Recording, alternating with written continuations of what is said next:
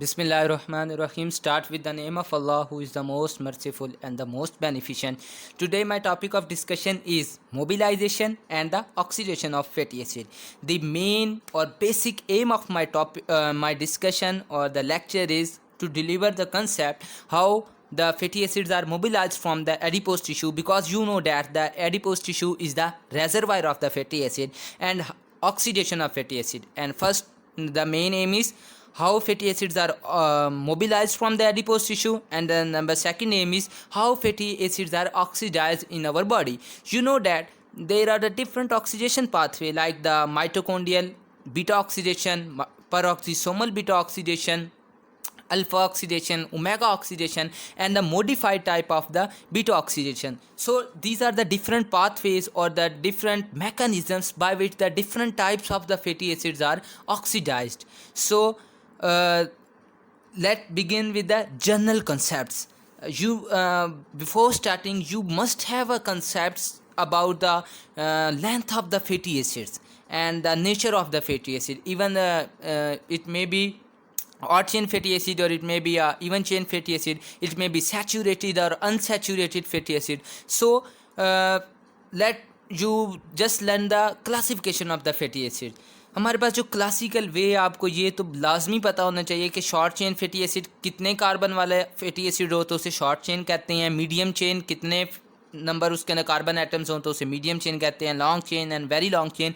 Because this is the basic essentiality of the lecture to deliver this concept. अगर आपको length का ही नहीं पता होगा तो वो अगर सर क्वेश्चन वाइवा में पूछ लें कि बेटा ये बताएं कि short chain and the medium chain fatty acid किस तरीके बॉडी में मेटाबोलाइज होते हैं, उसका बेसिक मैकेनिज्म बताएं. तो अगर आपने वहाँ पे कार्निटीन शटल वाली कहानी बता दी तो आपको वो फ़ौरन एग्ज़ाम से ही बाहर निकाल देंगे कि इससे कोई इतनी सेंस नहीं है कि हम शॉर्ट चेन और मीडियम चेन का पूछ रहे हैं, उधर तो कार्निटीन का कोई रोल ही नहीं होता. So that's why I am discussing here this concept.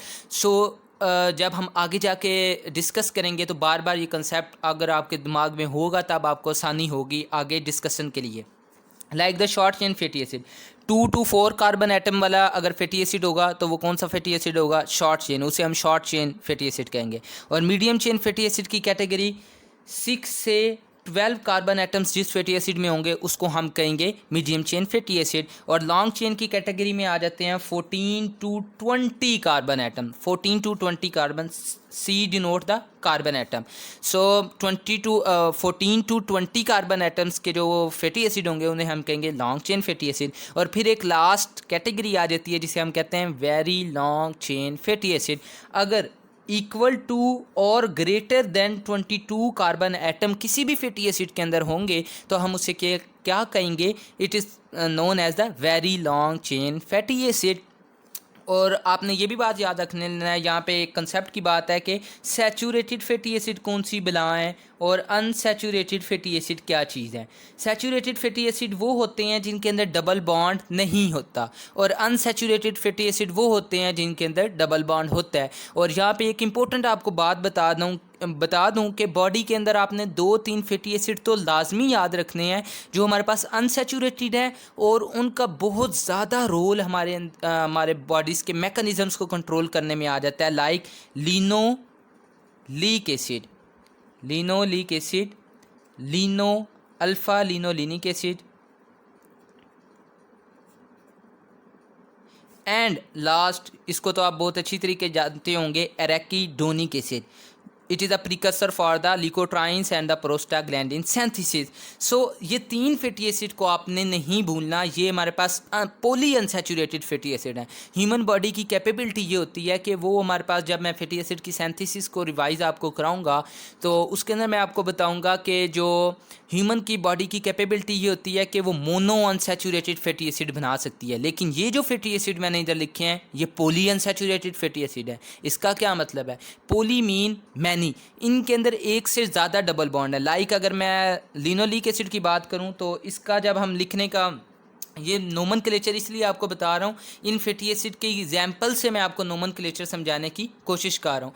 ये हमारे पास नोमेनक्लेचर जब हम लिखते हैं तो फैटी एसिड की लंबी चौड़ी इन्फॉर्मेशन नहीं लिखने लग जाते. लाइक लिनोलिनिक एसिड है, लिनोलीक एसिड है जो सब टॉप पे है, लिनोलीक एसिड. अगर मैं इसको लिखना चाहूँ नोमेनक्लेचर तो मैं इस तरीके लिख दूंगा 18 to 9, 12।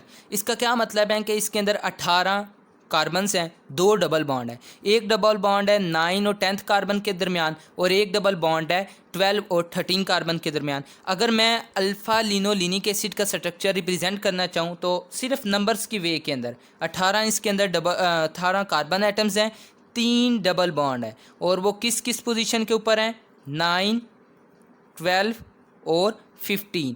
So in this way हम इसको नोमेनक्लेचर को यूज़ करके अपनी आसानी के लिए पूरा लंबा लंबा स्ट्रक्चर हम नहीं लिखते, बल्कि इस नंबरिंग की वजह से हम रिकॉग्नाइज कर लेते हैं कि ये फैटी एसिड के अंदर कितने कार्बन्स हैं, ये सैचुरेटेड है कि अनसैचुरेटेड है। लाइक ये तो मैंने आपको एग्जांपल दे दी पॉली अनसैचुरेटेड फैटी एसिड की। ये देखें अल्फा लिनोलिनिक एसिड है, इसमें 18 कार्बन्स हैं, 3 डबल बॉन्ड्स हैं। पहला डबल बॉन्ड जो है वो 9 और 10 कार्बन के दरमियान है, फिर 12 और 13 कार्बन के दरमियान है, और फिर 15 और 16 कार्बन के दरमियान है। अब रैकिडोनिक एसिड जो है ये, अब जो हमारे पास रैकिडोनिक एसिड आ जाता है, अब रैकिडोनिक एसिड के अंदर अगर आप देखें तो 20 कार्बन एटम्स हैं, 4 डबल बॉन्ड्स हैं, और वो किस किस पोजीशन के ऊपर हैं, 5, 8, 11, 14। सो आपको पता लग गया कि 20 कार्बन एटम्स हैं, 4 डबल बॉन्ड्स हैं, एक 5 पोजीशन पे है, 5 और 6 कार्बन के दरमियान है, एक 8 और 9 कार्बन के दरमियान है, एक 11 और 12 कार्बन के दरमियान है, और एक 14 और 15 कार्बन एटम के दरमियान है। ये तो हम मैंने आपको एग्जांपल दे दी पॉली अनसैचुरेटेड फैटी एसिड। और ये 3 फैटी एसिड को बेशक आप भूल जाएं सारी चीज़ें, इन 3 फैटी एसिड्स के आपने नाम नहीं भूलने और इनका फंक्शन नहीं भूलना है। Like the linoleic acid and the alpha linolenic acid are the essential fatty acids which are required by the human body for the proper development of the brain and the proper development of the other structures। like हमारे पास ये जो fatty acid होते हैं ये body के अंदर और भी ब्रेन की डेवलपमेंट के अलावा भी हमारे पास बहुत सारे रोल प्ले कर रहे होते हैं। लाइक जो लिनोलिक एसिड है ये रैकिडोनिक एसिड है। रैकिडोनिक एसिड को हम क्या समझते हैं कि ये सेमी एसेंशियल फैटी एसिड है। ये बॉडी में लिनोलिक एसिड से सेंथिसाइज हो जाता है, लिनोलिक एसिड से हमारे पास बॉडी में ये सेंथिसाइज हो जाता है। लेकिन अगर हम लिनोलिक एसिड डाइट में नहीं लेंगे तो रैकिडोनिक एसिड भी हमारे पास डेफिशिएंट हो जाएगा। सो रैकिडोनिक एसिड की सिग्निफिकेंस ये है जी जितने भी प्रोस्टाग्लैंडिन्स और ल्यूकोट्राइन्स इधर द फिजियोलॉजिकल रिस्पॉन्सेज या हमारे पास पैथोलॉजिकल रिस्पॉन्सेज प्ले करने के लिए जो प्रोस्टाग्लैंडिन और ल्यूकोट्राइन्स की सिंथेसिस होती है वो arachidonic acid act as a precursor. उनका प्रीकर्सर जो होता है वो रैकिडोनिक एसिड होता है। रैकिडोनिक एसिड से आगे ही हमारे पास प्रोस्टाग्लैंडिन एंड ल्यूकोट्राइन सिंथेसाइज होती हैं। सो ये बात आपने याद रखनी है कि ये 3 फैटी एसिड कौन कौन से हैं जो एसेंशियल फैटी एसिड की कैटेगरी के अंदर आते हैं, और रैकिडोनिक एसिड का आपको पता होना चाहिए कि ये सेमी एसेंशियल की कैटेगरी में आते हैं। अगर किसी सर ने आपसे वाइवा क्वेश्चन पूछ लिया कि बेटा give us the example of essential fatty acid, so आपने क्या बोलना है कि सर 2 तो पक्की बात है कि ये एसेंशियल है, और तीसरे के अंदर हमारे पास हम उसको सेमी एसेंशियल की कैटेगरी के अंदर इंक्लूड करते हैं। Linoleic acid and the alpha linoleic acid are the essential fatty acid while arachidonic acid is also considered as a semi essential fatty acid. So ये 3 आपको नोमेनक्लेचर भी आपको समझ आ गया, और आपको फैटी एसिड को एक्सप्रेस किस तरीके हम उसको लिखते हैं ये भी आपको समझ में आ गई। अब मैं आपको ये तो मैंने unsaturated poly unsaturated fatty acid की एग्जांपल दी है। अब मैं आपको एक fatty acid saturated fatty acid की एग्जांपल दे देता हूँ। सैचुरेटेड फैटी एसिड आपको मोस्ट फेमिलियर होंगे कि बॉडी के अंदर जो मोस्ट अबंडेंट फैटी एसिड होता है वो कौन सा फैटी एसिड होता है, पाल्मिटाइल को ए या पाल्मिटिक एसिड हम उसे कहते हैं। पाल्मिटिक एसिड आप जितने भी ट्राइसाइल ग्लिसरॉल में देखेंगे तो जो majority fatty acid triacyl glycerol में होगा वो भी पाल्मिटिक एसिड होगा। जो मेम्ब्रेन्स के अंदर फैटी एसिड इनकॉर्पोरेट हुए होते हैं वो भी हमारे पास कौन सा फैटी एसिड होता है, पाल्मिटिक एसिड होता है। So that's why palmitic acid is known as the most abundant fatty acid of the body। अब palmitic acid का अगर मैं स्ट्रक्चर लिखना चाहूँ तो क्या है हमारे पास कि उसके अंदर 16 कार्बन एटम्स होते हैं, और कितने डबल बॉन्ड होते हैं हमारे पास, 0 डबल बॉन्ड होता है। ये क्योंकि ये सैचुरेटेड फैटी एसिड है। अब सैचुरेटेड फैटी एसिड को एक्सप्रेस करने के लिए मैंने ये इस सिंपल फार्मूला लिख दिया 16-0, यानी 16 कार्बन्स हैं और 0 डबल बॉन्ड्स हैं। Simple is that. और अगर हम इसके स्ट्रक्चर की तरफ जाएं तो आपको ये पता होना चाहिए कि अल्फ़ा कार्बन एटम कौन सी है, बीटा कार्बन एटम कौन सी है, ओमेगा कार्बन एटम कौन सी है, और कार्बोक्सिल कार्बन कौन सी है। लाइक नंबरिंग आपको बेसिकली नोमेनक्लेचर बेसिकली आना चाहिए। COOH। कार्बोक्सिल कार्बन जो फैटी एसिड की होती है उसको हम कहते हैं कि कार्बन 1 है, फिर उससे आगे सेकंड कार्बन, फिर third carbon, what ever the length of the chain. मैं सिर्फ आपको बेसिकली कंसेप्ट देना चाह रहा हूँ। आप देखें जो कार्बोक्सिल कार्बन है उसको कार्बन 1 का नाम दे दिया, फिर ये दूसरी कार्बन है इसको दूसरा, तीसरी, चौथी और ये आखिर में पांचवा कार्बन एटम आ गया। अब आपने ये बात याद रखनी है कि the carbon which is just adjacent to the carboxyl carbon is known as the alpha carbon. ये कार्बोक्सिल कार्बन के बिल्कुल साथ है, उस कार्बन को हम क्या कहते हैं, अल्फ़ा कार्बन कहते हैं। सो ये हमारे पास अल्फ़ा कार्बन, और अल्फ़ा कार्बन के साथ जो है वो बीटा कार्बन आ गए, ठीक है। और जो हमारे पास last terminal carbon atom from the carboxyl end, ये कार्बोक्सिल एंड है, यहाँ से टर्मिनल कार्बन एटम जो होगा हमारे पास वो मिथाइल ग्रुप होगा, और इसको कहते हैं हम ओमेगा कार्बन। ये हमारे पास अगर यहाँ से हम चलेंगे तो हम करेंगे omega 1, omega 2, omega 3, omega 4, omega 5। और अगर हम कार्बोक्सिल एंड से चलेंगे तो 1, 2, 3, 4, 5। यहाँ एक और क्लासिफिकेशन है कि अल्फ़ा कार्बन कौन सी है, beta carbon. The carbon atom which is just adjacent to the carboxyl carbon is known as the alpha carbon, और अल्फ़ा कार्बन के साथ बीटा कार्बन। ये चीज़ें आपको बेसिक नोमेनक्लेचर आना चाहिए। अब हम चलते हैं कि mobilization of the fatty acid किस तरीके होती है। अब बेसिक कंसेप्ट लेने की बारी आई कि अल्लाह ताला ने बहुत ही इंसान का जो मैकेनिज़्म, बॉडी के जो अंदर जो मेटाबॉलिज्म बनाया है, जो ऑर्गन्स बनाए हैं, वो बहुत ही एफिशिएंट वे के अंदर बनाए हैं कि कहीं पे भी कोई आपको खामी नज़र नहीं आएगी। लाइक अब फैटी एसिड की मोबिलाइजेशन हमारे पास होती कब है।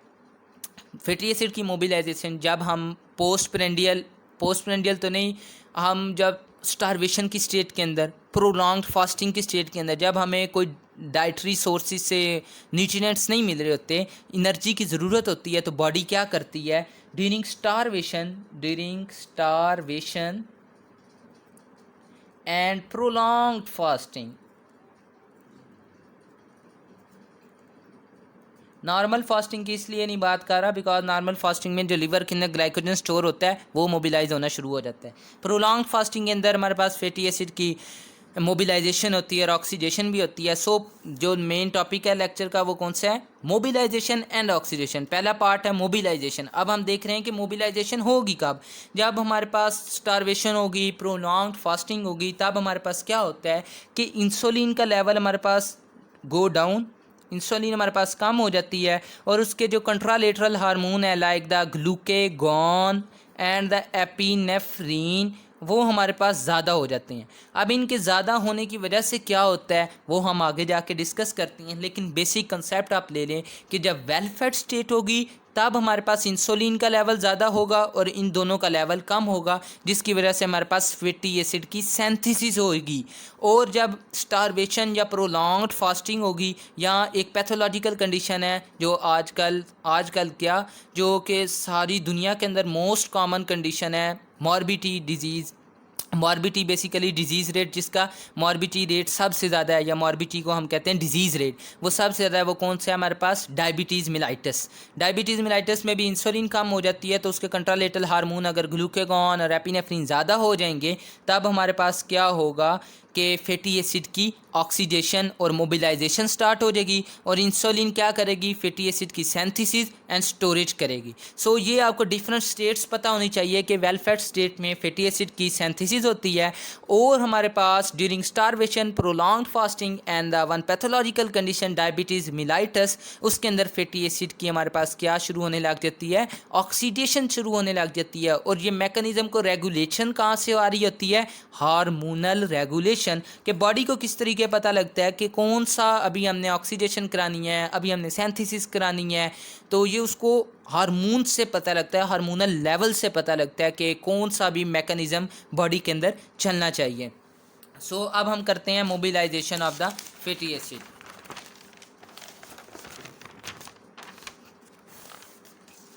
How fatty acids are mobilized from the body. आपको बहुत अच्छी तरीके से पता है कि बॉडी के अंदर जो main reservoir of the fatty acid है वो कौन से है, ट्राइसाइल ग्लिसरॉल। बेसिकली वो हमारे पास फैटी एसिड स्टोर्ड होते हैं ट्राइसाइल ग्लिसरॉल की फॉर्म में in the white adipose tissue. ये जो हमारे पास सबकुटेनियस फैट आ जाता है और ये एडिपोज टिश्यू आ जाता है, यहाँ पे basically triacyl glycerol abundant form में स्टोर्ड हुए होते हैं। अब हमारे पास आप देख लें कि जब फास्टिंग होगी, मैंने आपको पहले ही बता दिया है, और स्टारवेशन, उसके अंदर ग्लूकेगॉन का, एपिनेफ्रीन का लेवल ज़्यादा हो जाएगा। एपिनेफ्रीन का लेवल जब ज़्यादा हो जाएगा, ये हमारे पास क्या करेगा, मेम्ब्रेन रिसेप्टर आपको बहुत अच्छी तरीके पता है कि जी प्रोटीन कपल रिसेप्टर के ऊपर ये बाइंड करेंगे। ये जो सरपेंटीन रिसेप्टर होता है इसके ऊपर बाइंड करेंगे, और जब ये बाइंड करेंगे कन्फर्मेशनल चेंज आएगी, वो जीटीपी अल्फ़ा वाला मैकेनिज़्म स्टार्ट हो जाएगा। जीटीपी अल्फ़ा सब डोमेन बनेगी, लाइक द पहले हमारे पास होता है जीडीपी, अल्फ़ा, बीटा और गैमा, ये सारे इकट्ठे ही जुड़े होते हैं। लेकिन जैसे ही हमारे पास कोई हार्मोन आता है तो इंट्रासेलुलर जो डोमेन है रिसेप्टर की, उसके अंदर चेंज आता है, तो बीटा और गैमा अलहदा हो जाते हैं और जीडीपी भी अलहदा हो जाता है अल्फ़ा से, और जीटीपी अल्फ़ा के साथ डोमेन के साथ बाइंड कर जाता है और ये एक्टिव कम्प्लेक्स बना देता है। दिस कम्प्लेक्स हैव फास्फोराइलेशन उसकी एबिलिटी होती है। ये हमारे पास क्या करते हैं कि एडिनाइलाइल साइक्लेज, इसी में लिख रहा हूँ, एडिनाइलाइल साइक्लेज एंजाइम को एक्टिवेट करा देते हैं। एडिनाइलाइल साइक्लेज एंजाइम क्या कराता है कि एटीपी की कन्वर्जन करा देता है हमारे पास साइक्लिक एएमपी के अंदर। अब साइक्लिक एएमपी क्या आगे काम करता है कि ये असल में सेकंड मैसेंजर मैकेनिज्म मैं आपको समझा रहा हूँ। सेकंड मैसेंजर मैकेनिज्म के ज़रिए हमारे पास पहले हार्मोनल चेंजेस आई, हार्मोनल चेंजेस की वजह से सेकंड मैसेंजर मैकेनिज्म एक्टिवेट हुआ। सेकंड मैसेंजर मैकेनिज्म एक्टिवेट होगा तो वो कुछ ऐसे एंजाइम्स को एक्टिवेट करेगा जो हमारे पास फैटी एसिड या ट्राइसाइल ग्लिसरॉल की डिग्रेडेशन कराएंगे, या आप सिंपल वर्ड्स में कहें तो वो क्या करा देंगे, mobilization of the fatty acid करा देंगे। अब जब सेल में साइक्लिक एएमपी का लेवल ज़्यादा होता है, साइक्लिक एएमपी का लेवल सेल में ज़्यादा होगा, तो आपको पता है कि वो मशहूर ज़माना आपने सुना ही होगा प्रोटीन काइनेज ए का नाम, प्रोटीन काइनेज ए। अब प्रोटीन काइनेज ए अगर आप बुक में पढ़ेंगे तो इसके 2 रेगुलेटरी सब यूनिट होते हैं और 2 कैटालिटिक सब यूनिट होते हैं, ठीक है।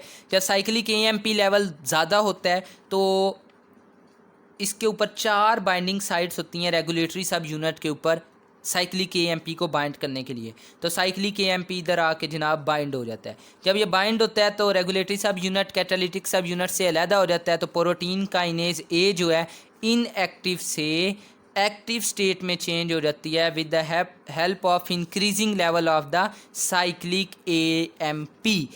अब साइक्लिक एएमपी हमारे पास जब ज़्यादा हो जाता है वो प्रोटीन काइनेज ए की एक्टिवेशन करा देगा। अब प्रोटीन काइनेज ए हमारे पास क्या आ गया, अपनी एक्टिवेशन एक्टिव स्टेट के अंदर आ गया। अब ये क्या कराएगा, काइनेसिस कराते क्या हैं, फास्फोराइलेशन कराते हैं। अब ये एक general category of the enzymes हैं जिसे हम कहते हैं हार्मोन सेंसिटिव लाइपेज, उनकी फास्फोराइलेशन कराएंगे, यानी एटीपी हमारे पास एडीपी के अंदर चेंज हो जाएगा और फॉस्फेट ग्रुप इधर इनकारपोरेट हो जाएगा।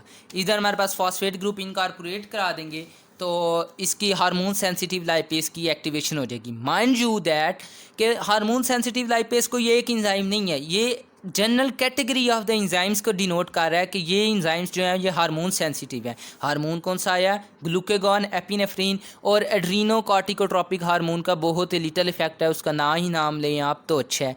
इधर ग्लूकेगॉन और एपिनेफ्रीन ही काफ़ी हैं। ग्लूकेगॉन और एपिनेफ्रीन का जब लेवल ज़्यादा हुआ तो ये कैस्केड ऑफ द इवेंट्स हमारे पास टेक प्लेस हुए, उसकी वजह से हार्मोन सेंसिटिव लाइपेज की फास्फोराइलेशन हो गई। अब ये असल में बेसिकली इसकी फास्फोराइलेशन कराई किसने, ये प्रोटीन काइनेज है, प्रोटीन काइनेज ए ने तो करवाई ही करवाई, लेकिन मेन फैक्टर जो है ये ग्लूकेगॉन, ये हार्मोन सेंसिटिव लाइपेज, इसका नाम इसीलिए जनरल कैटेगरी का रखा है कि ये हार्मोन सेंसिटिव हैं। जब कोई हार्मोन आएगा, respective hormone like the glucagon और एपिनेफ्रीन, ये इस एंजाइम की एक्टिवेशन करा देगा। और ये एंजाइम, ये हार्मोन्स का लेवल कब ज़्यादा होता है, जब हमारे पास स्टारवेशन होती है और प्रोलॉन्ग्ड फास्टिंग होती है, तब इन हार्मोन्स का लेवल ज़्यादा हो जाता है। वो ये डिफरेंट जो मैंने आपको रिएक्शंस बताए हैं, इवेंट्स बताए हैं, इनके ज़रिए हार्मोन सेंसिटिव लाइपेज की एक्टिवेशन करा देते हैं।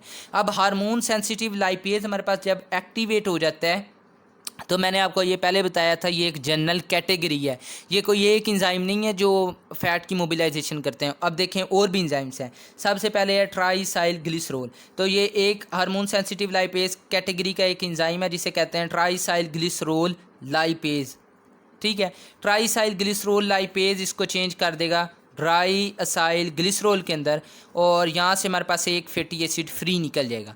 डाईसाइल ग्लिसरोल मोनो असाइल ग्लिसरोल के अंदर चेंज हो जाएगा with the help of an enzyme known as diacyl glycerol lipase. So ये सारे एंजाइम्स जो मैं लिख रहा हूँ, triacyl glycerol lipase, diacyl glycerol lipase and also the mono acyl glycerol lipase, eventually हमारे पास with the help of an enzyme known as monoacyl glycerol lipase change हो जाएगा ग्लिसरोल के अंदर और फ्री फैटी एसिड के अंदर। सो आपने ये बात याद रखनी है कि हमारे पास जो प्रोटीन काइनेज आता है वो किस किस की एक्टिवेशन करवाता है, हमारे पास ट्राईसाइल ग्लिसरोल लाइपेज की, डाईसाइल ग्लिसरोल लाइपेज की, मोनोसाइल ग्लिसरोल लाइपेज की। ये तीनों एंजाइम्स मिल के करवाते हैं ट्राईसाइल ग्लिसरोल की ब्रेक डाउन, या जिसको हम mobilization of the fatty acid from the adipose tissue भी ही कहते हैं। सो मेन कैटेगरी जो हमने नाम दे दी थी वो कौन सी थी, हार्मोन सेंसिटिव लाइपेज। उसके अंदर कौन से एंजाइम आ गए, triacyl glycerol lipase, diacyl glycerol lipase, monoacyl glycerol lipase. तो इवेंचुअली हमारे पास मिला क्या, हमें ट्राईसाइल ग्लिसरोल से हमें जब इसकी कंप्लीट ब्रेकडाउन हुई तो आपको पता है डाईसाइल ग्लिसरोल, फिर मोनोसाइल ग्लिसरोल, और monoacyl glycerol eventually free fatty acid के अंदर प्लस ग्लिसरोल के अंदर चेंज हो जाएगा। अब आपको पता है ग्लिसरोल भी सेल मेम्ब्रेन को क्रॉस कर सकता है इजीली, और फ्री फैटी एसिड भी सेल मेम्ब्रेन को क्रॉस कर सकता है इजीली। ये सारा काम हमारे पास कहाँ पे हो रहा है, एडिपोज टिश्यू में। कहाँ पे, एडिपोज टिश्यू, या आप सिंगल सेल की एग्जांपल लें तो आप कह सकते हैं कि ये एडिपोसाइट्स के अंदर काम हो रहा है। ये सारा बेसिकली आया हार्मोन ही था, उसने ये सारा सेकंड मैसेंजर मैकेनिज्म एक्टिवेट किया जिसकी वजह से हार्मोन सेंसिटिव लाइपेज को एक्टिवेट कराया।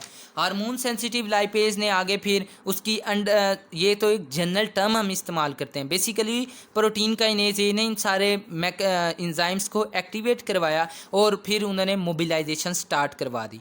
अब ये जो फ्री फैटी एसिड है और ग्लिसरोल है ये ब्लड में आ जाएगा। ब्लड में आपको पता है जो फ्री फैटी एसिड हैं वो हमारे पास हाइड्रोफोबिक होते हैं, उनको ट्रांसपोर्ट के लिए कोई कैरियर्स चाहिए होती हैं, तो ये ब्लड में आके free fatty acid albumin complex बन जाएगा, और फिर जहाँ पे रिक्वायर्ड है फैटी एसिड के लिए, जहाँ पे एनर्जी चाहिए वहाँ पे ये फ्री फैटी एसिड जाएंगे। वहाँ के सच एज आपको मैं एग्जांपल एक दे देता हूँ कि फ़र्ज़ करें मसल्स हैं, muscles have capability to use the free fatty acid in the starvation and the prolonged fasting state. So क्या होगा कि ये हमारे पास एल्ब्यूमिन और फ्री फैटी एसिड कम्प्लेक्स फ़र्ज़ करें मसल्स के पास चले गए हैं। दूसरी एग्जांपल लीवर भी है, लीवर की नहीं दी मैंने, फ़र्ज़ कर लें कि आप मसल्स में चले गए, लीवर की तो सारों को आती है। अब मसल्स आ गए, मसल्स में जाएंगे तो ये फ्री फैटी एसिड वहाँ पे इजीली सेल मेम्ब्रेन को क्रॉस कर लेंगे, और वहाँ पे फर्दर आगे मैं आपको मैकेनिज्म्स बताता हूँ जिसकी वजह से हमारे पास जो फैटी एसिड्स हैं वो ऑक्सीडाइज्ड होते हैं। अगला हमारा टॉपिक है फैटी एसिड ऑक्सीडेशन, लेकिन ये आपको मैंने मोबिलाइजेशन भी बता दी, फिर ब्लड के अंदर ट्रांसपोर्ट भी बता दी किसके साथ ट्रांसपोर्ट होते हैं, और फिर जहाँ पे जो यूटिलाइजिंग टिश्यूज़ हैं लाइक द मसल्स हैं हमारे पास और लीवर है, वहाँ पे ये जाएंगे और जहाँ के इस्तेमाल हो जाएंगे हमारे पास फ्री फैटी एसिड जो है वो ऑक्सीडेशन होने लग जाएगी। लेकिन इधर एक और इम्पोर्टेंट बात फिर याद रखनी है कि दो चीज़ें बॉडी में ऐसी हैं, एक को कहते हैं एरिथ्रोसाइट आरबीसीज और दूसरा ब्रेन। इधर हमारे पास फैटी एसिड की ऑक्सीडेशन से एनर्जी नहीं मिलती, क्यों, ब्रेन का ब्लड ब्रेन बैरियर होता है जिसकी वजह से वो ब्लड ब्रेन बैरियर को क्रॉस ही नहीं कर सकते, जिसकी वजह से उधर फैटी एसिड ट्रांसपोर्ट ही नहीं होते। नंबर वन बात, जब ट्रांसपोर्ट ही नहीं होंगे तो यूटिलाइज किस तरीके होंगे, आरबीसीज में माइटोकॉन्ड्रिया ही नहीं होता जो एसेंशियल ऑर्गेनेली है फैटी एसिड की ऑक्सीडेशन करने के लिए। सो डैट्स वाई आरबीसी के अंदर भी हमारे पास फैटी एसिड की ऑक्सीडेशन नहीं होती। अब हम बात कर लेते हैं कि ये जो फैटी एसिड और fatty acid free fatty acid और ग्लिसरोल हमें मिले हैं ट्राईसाइल ग्लिसरोल की कंप्लीट डिग्रेडेशन में, इनका फेट क्या है। फेट कहते हैं कि ये कहाँ से आए हैं और कहाँ पे जाएंगे। अब आपको पता है कि ये ट्राइसाइल ग्लिसरॉल की डिग्रेडेशन से आए हैं और ये जाएंगे कहाँ पे। ग्लिसरॉल जो है वो लीवर के पास चले जाता है और लीवर में एक एंजाइम होता है ग्लिसरॉल काइनेज। ये आपने पहले भी पढ़ा हुआ है ग्लूकोनियोजेनेसिस के अंदर। ग्लिसरॉल काइनेज एंजाइम है, वो इसको चेंज कर देगा ग्लिसरॉल 3 फॉस्फेट के अंदर। अब ये ग्लिसरॉल 3 फॉस्फेट जो है ये सिर्फ लीवर के अंदर कैपेबिलिटी है, ये सिर्फ लीवर के अंदर एंजाइम है। तो ग्लिसरॉल जो है वो ग्लिसरॉल 3 फॉस्फेट में चेंज हो जाएगा। अब उसकी मर्जी है, यहाँ तो वो ग्लाइकोलिसिस में जा सकता है, या वो ग्लूकोन यानी ग्लिसरॉल 3 फॉस्फेट जो है वो डाई हाइड्रोक्सी एसीटोन में फॉस्फेट में चेंज हो जाएगा, यहाँ तो वो ग्लाइकोलिसिस में जा सकता है, या वो ग्लूकोनियोजेनेसिस के अंदर जा सकता है।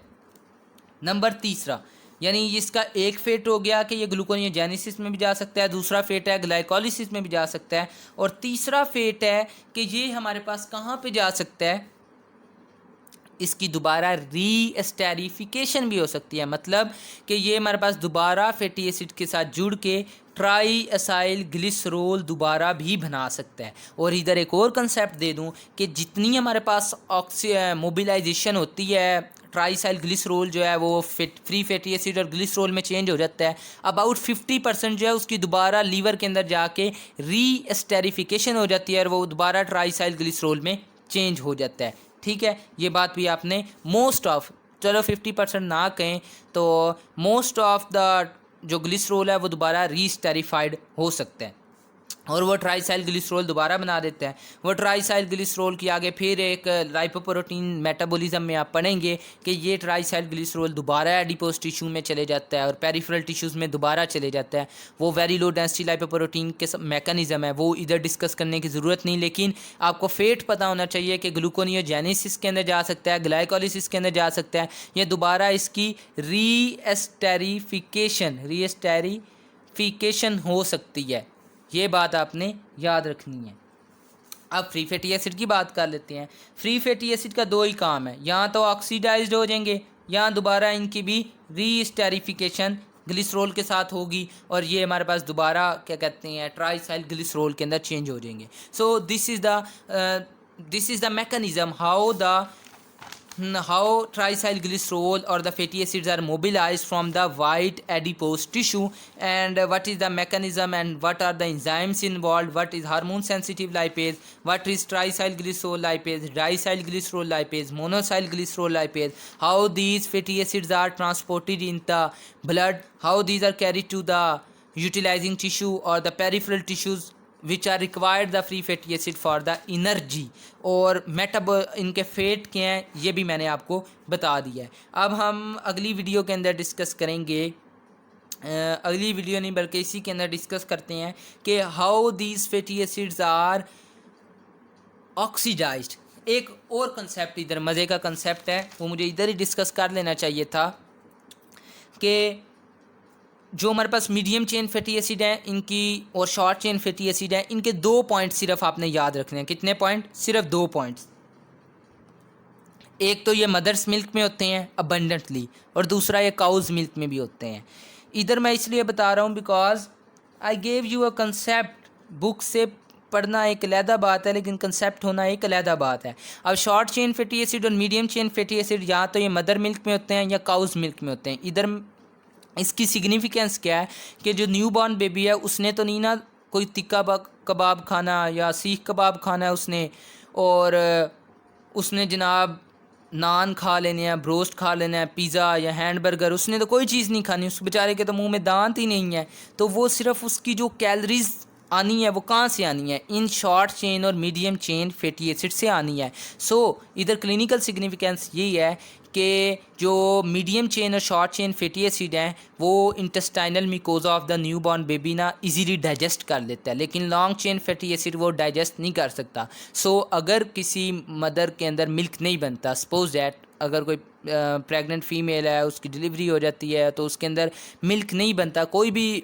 एबनॉर्मेलिटी आ जाती है, तो उसके लिए काउज मिल्क जो है वो मोर सूटेबल होगा as compare to the buffalo's milk. Buffalo's milk जो भैंस का दूध होता है और गाय का जो दूध होता है उसमें फ़र्क ये है कि भैंस के दूध के अंदर, बफलोज मिल्क के अंदर very long chain fatty acid होते हैं, और लॉन्ग चेन फैटी एसिड होते हैं जो बच्चा इजीली डाइजेस्ट नहीं कर सकता। और जो काउज मिल्क होता है या मदर्स मिल्क होता है उसके अंदर ये शॉर्ट चेन और मीडियम चेन फैटी एसिड होते हैं। नंबर 2, जो शॉर्ट चेन फैटी एसिड और मीडियम चेन फैटी एसिड है उनके लिए हमारे पास आगे जाके हम डिस्कस करेंगे short chain fatty acid and medium chain fatty acid. उनके अंदर ये एक कैपेबिलिटी है कि ये लिपिड सॉल्युबल होते हैं, वाटर सॉल्युबल होते हैं। इनको कार्निटीन के शटल की, कार्निटीन आगे हम एक शटल पढ़ेंगे जिसको क्या कहते हैं, कार्निटीन शटल। इनको कार्निटीन शटल की कोई ज़रूरत नहीं होती। मीडियम चेन फैटी एसिड या शॉर्ट चेन फैटी एसिड को कार्निटीन शटल की बिल्कुल ज़रूरत नहीं होती। ये विदाउट कार्निटीन शटल हमारे पास माइटोकॉन्ड्रियल मैट्रिक्स में ट्रांसपोर्ट हो जाते हैं। नंबर 2, अब जो ऑर्गेनेली है, मेन ऑर्गेनेली जो है ऑक्सीडेशन के लिए वो कौन सी है?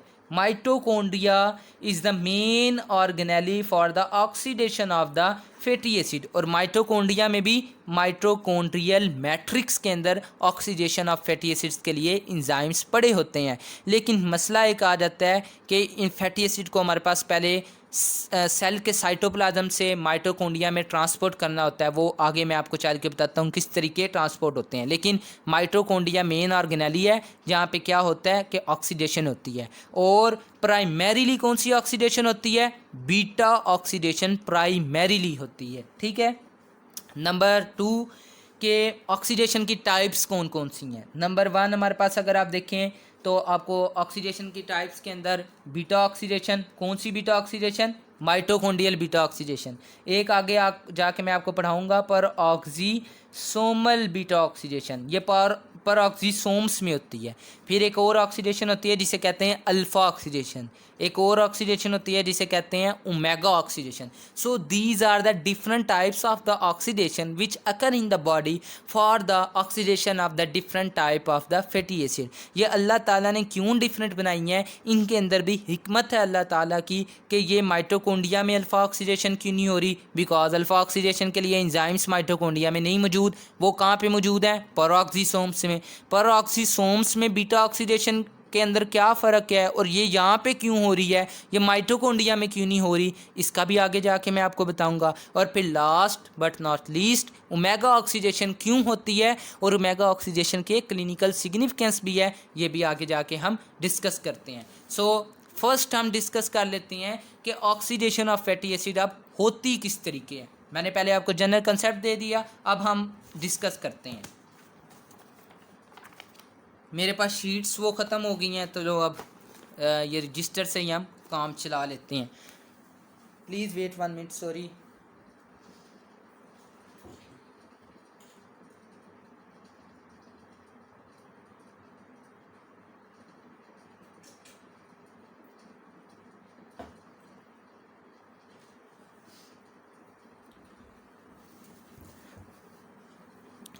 अब हम देख लेते हैं कि ऑक्सीडेशन ऑफ फैटी एसिड्स के लिए हमारे पास क्या क्या स्टेप्स होते हैं।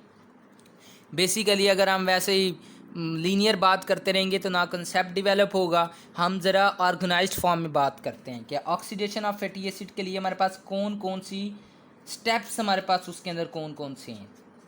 नंबर 1 स्टेप है कि जो फैटी एसिड आपको पता है ब्लड के अंदर एल्ब्यूमिन के साथ, उन्होंने यहाँ पे मैंने शो भी किया हुआ है, ब्लड के अंदर आपको पता है कि फ्री फैटी एसिड ने एल्ब्यूमिन के साथ कॉम्प्लेक्स बनाया हुआ था और वो रिक्वायर्ड टिश्यूज़ के अंदर सेल मेम्ब्रेन को क्रॉस करके साइटोप्लाज्म में आ गए। एक दफ़ा फैटी एसिड साइटोप्लाज्म में आ गया तब उसकी सबसे पहला स्टेप होगा activation of fatty acid, number पहला स्टेप। नंबर दूसरा स्टेप होना है कि ट्रांसपोर्ट ऑफ फैटी एसिड। मैं आपको पहले ही बता चुका हूँ कि जो फैटी एसिड की ऑक्सीडेशन होनी है वो प्राइमरीली माइटोकॉन्ड्रियल मैट्रिक्स में होनी है। अब साइटोप्लाज्म में तो इसकी हो गई, क्या हो गई? एक्टिवेशन। अब ट्रांसपोर्ट करना है उसको साइटोप्लाज्म से माइटोकॉन्ड्रियल मैट्रिक्स में। So transport of fatty acid, activated fatty acid from cytoplasm into MM MM means mitochondrial matrix. Number third, proper beta oxidation, कि एक दफ़ा वो माइटोकॉन्ड्रिया में पहुंच गए हैं, माइटोकॉन्ड्रियल मैट्रिक्स में फैटी एसिड पहुंच गए हैं, अब उनकी क्या होगी, प्रॉपर ऑक्सीडेशन होगी, beta oxidation, proper beta oxidation. So ये मैं जो चीज़ें आपको एक डायग्राम, जो लिपनकॉट की एक डायग्राम है, बहुत अच्छी डायग्राम है, उससे मैं आपको, हार्पर में भी बनी हुई है लेकिन लिपनकॉट की ज़्यादा एक जैसी तकरीबन बनी हुई है, तो आप लिपनकॉट की एक डायग्राम देखेंगे तो आपको समझ आ जाएगी। ये डायग्राम है, ये डायग्राम अगर आप देखें तो इसके अंदर उसने बेसिकली एक्टिवेशन भी शो की हुई है, एक्टिवेशन के बाद उसने ट्रांसपोर्ट भी शो की हुई है, और बीटा ऑक्सीडेशन के स्टेप्स मैं फिर आपको बाद में बताता हूँ। अब देखें, फर्स्ट ऑफ ऑल ये हमारे पास आउटर माइटोकॉन्ड्रियल मेम्ब्रेन है और ये हमारे पास इनर माइटोकॉन्ड्रियल मेम्ब्रेन है।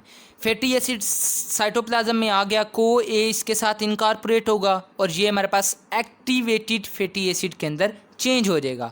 अब ये जो इंजाइम्स प्रेजेंट है जो इसकी एक्टिवेशन करता है, ये cytosolic side of the outer mitochondrial membrane, मतलब इसका मतलब क्या है कि आउटर माइटोकॉन्ड्रियल मेम्ब्रेन जो है साइटोसोलिक साइड पे ये एक इंजाइम प्रेजेंट है जिसका नाम है असाइल को ए सिंथेटेज। ये क्या करेगा, फैटी एसिड की एक्टिवेशन कर देगा, फैटी एसिड की एक्टिवेशन कर देगा। और एटीपी, यहाँ पे एक और इम्पोर्टेंट बात जो है ये आपने याद रखनी है कि एटीपी इधर कंप्लीटली अपनी एनर्जी रिलीज़ कर देता है, यानी एटीपी जो है वो एएमपी के अंदर चेंज हो जाता है और दो हाई एनर्जी फॉस्फेट बॉन्ड्स जो हैं वो कंप्लीटली हमारे पास एटीपी जो है वो यूटिलाइज हो जाता है। तो आखिर में जब हम फैटी एसिड की एनर्जी कैलकुलेशन करने लगते हैं तब ये वहाँ पे बात जाके इंपॉर्टेंट आती है कि वहाँ पे फिर हम एक एटीपी माइनस नहीं करते बल्कि हम दो एटीपी माइनस करते हैं, बिकॉज के दो high energy phosphate bonds remove हुए हैं। एक high energy phosphate bond remove होता तो हम एक एटीपी को क्या कहते हैं, हम एक एटीपी को माइनस करते हैं। लेकिन जहाँ पे हमारे पास कितने ATP phosphate bond, high energy phosphate bond use हुए हैं, यहाँ पे दो high energy phosphate bond use हुए हैं। सो डैट्स वाई आखिर में जब हम फैटी एसिड की एनर्जी कैलकुलेशन करने लगेंगे ऑक्सीडेशन की, तब आपको पता लगेगा कि हमने दो एटीपी क्यों माइनस किए थे, बिकॉज यहाँ पे दो high energy phosphate bond utilize हो गए थे इसकी एक्टिवेशन के लिए। अब हमारे पास आ जाता है, आखिर में हम दो हाई एनर्जी फॉस्फेट जो हैं उसको दो एटीपी से माइनस कर लेंगे जब एनर्जी कैलकुलेशन करने लगेंगे। बेसिक मैकेनिज़्म ये है कि असाइल को सिंथेटेज फैटी एसिड को कोए के साथ मिलाता है और फैटी एसाइल को एक के अंदर चेंज कर देता है। लेकिन यहाँ पे फिर आपको बात बताता चलूँ कि जो शॉर्ट चेन फैटी एसिड और जो मीडियम चेन फैटी एसिड है वो डायरेक्टली हमारे पास कार्निटीन शटल के बगैर माइटोकॉन्ड्रियल जो मेम्ब्रेन्स हैं उनको क्रॉस कर लेती हैं। लेकिन यहाँ पे ये सिर्फ जो मैकेनिज़्म आपको बता रहा हूँ ये लॉन्ग चेन फैटी एसिड्स के लिए मैकेनिज़्म है, ठीक है। लॉन्ग चेन फैटी एसिड आ गए। लॉन्ग चेन फैटी एसिड जो हैं वो फैटी एसाइल कोए हमारे पास सिंथेसाइज्ड हो गया with the help of an enzyme known as acyl CoA synthetase, तो इंटरमेम्ब्रेनस स्पेस में आ जाएगा। अब इंटरमेम्ब्रेनस स्पेस में एक आउटर माइटोकॉन्ड्रियल मेम्ब्रेन के अंदर एक और एंजाइम हमारे पास प्रेजेंट होता है जिसे कहते हैं कैट1 और CPT1। अब कैट1 और CPT1 क्या है? कैट1 कहते हैं हम कार्निटीन असाइल ट्रांसफरेज 1 और कार्निटीन CPT1 किसे कहते हैं हम carnitine palmitoyl transferase 1। Carnitine acyl transferase 1 इसे कहते हैं, यहाँ कार्निटीन पॉल्मिटाइल ट्रांसफरेज 1 इस एंजाइम्स को कहते हैं। It is present in the outer mitochondrial membrane. ये आउटर माइटोकॉन्ड्रियल मेम्ब्रेन में लिपनकॉट ने शो किया हुआ है कि आउटर माइटोकॉन्ड्रियल मेम्ब्रेन में होता है। ये करता क्या है, हमारे पास एक कार्निटीन के आगे डिस्क्रिप्शन में आपको बाद में बताऊंगा, लेकिन एक कार्निटीन सब्सटेंस होता है। कार्निटीन एक सब्सटेंस होता है, उसका आपको बायोकेमिकल नेम भी इधर लिखा नज़र आ रहा होगा, beta hydroxy tri methyl amino butyrate इसका बायोकेमिकल नेम है। सिर्फ इधर आप अभी लफ्ज़ के ऊपर गौर करें। कार्निटीन जो है वो फैटी एसाइल कोए के साथ यानी बाइंड करेगा। और क्या होता है इसके अंदर कि कार्निटीन असाइल ग्रुप इससे ले लेता है और असाइल कार्निटीन में चेंज हो जाता है और को ए जो है हमारे पास दोबारा सिस्टम में रिकवर हो जाता है।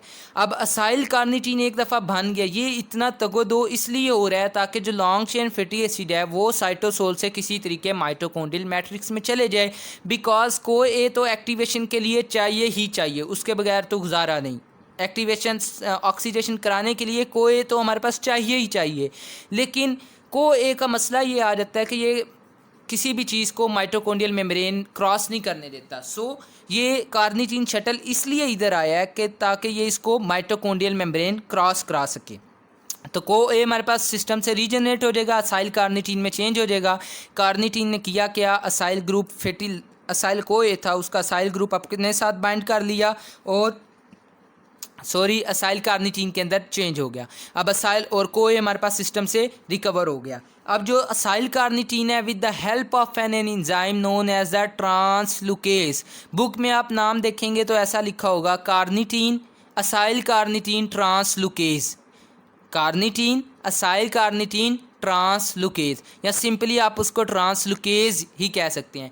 नाम में इसका फंक्शन छुपा हुआ है। क्या फंक्शन छुपा हुआ है कि acyl carnitine from the intermembranous space हमारे पास माइटोकॉन्ड्रियल मैट्रिक्स में चली जाएगी और गिव एंड टेक पॉलिसी जिस तरीके होती है कि एक गिव एंड टेक पॉलिसी का आपको पता ही होगा, जिसे पंजाबी में तो कुछ और कहते हैं। बहरहाल ये ना गिव एंड टेक पॉलिसी के तहत के असाइल कार्निटीन अंदर जाएगा और कार्निटीन उसके बदले में बाहर आ जाएगा, फ्री कार्निटीन बाहर आ जाएगा और असाइल कार्निटीन हमारे पास अंदर चले जाएगा। ये गिव एंड टेक पॉलिसी का रिएक्शन होता है और ये ट्रांसलुकेज एंजाइम जो है ये कैटलाइज करता है। Translocase enzyme it is in enzyme which is present in the inner mitochondrial membrane causes the transportation of acyl carnitine from the intermembranous space into the mitochondrial matrix or transport of the carnitine free carnitine from the mitochondrial matrix into the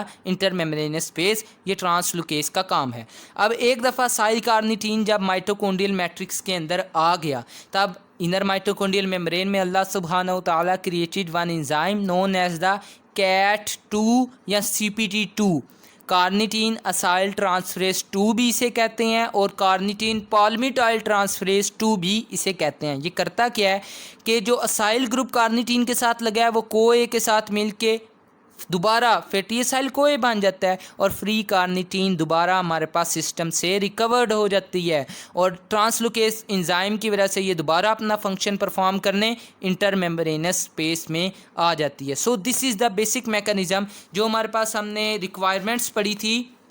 requirements हमने क्या पढ़ी थी कि oxidation of the fatty acid के कुछ steps हैं जिसके अंदर सबसे पहले हमारे पास activation of the fatty acid होनी चाहिए, वो भी आपको मैंने यहाँ पे बता दिया। फिर oxidation of the fatty acid जब हो जाए फिर ट्रांसपोर्ट उसको करना होता है। ये सिर्फ very long chain fatty acid के लिए, अगेन रिमेंबर कि ये सिर्फ वेरी लॉन्ग चेन या लॉन्ग चेन फैटी एसिड के लिए फिनोमिन है। ये हमारे पास शॉर्ट चेन और medium chain fatty acid irrespective of the carnitine shuttle वो माइटोकॉन्ड्रियल मैट्रिक्स में डायरेक्टली आ जाते हैं और उनकी एक्टिवेशन हो जाती है और वो दोबारा ऑक्सीडाइज्ड होने लग जाते हैं। लेकिन माइंड यू डैट कि ये सिर्फ लॉन्ग चेन फैटी एसिड के लिए ये कार्निटीन शटल वाला मैकेनिज़्म है। शॉर्ट चेन और medium chain irrespective of the carnitine shuttle वो हमारे पास माइटोकॉन्ड्रियल मैट्रिक्स में आते हैं और फ़ौरन हमारे पास ऑक्सीडाइज्ड हो जाते हैं। ये दो सिग्निफिकेंस जो आपको शॉर्ट चेन और मीडियम चेन फैटी एसिड की बताई हैं ये आपने लाजमी याद रखनी है।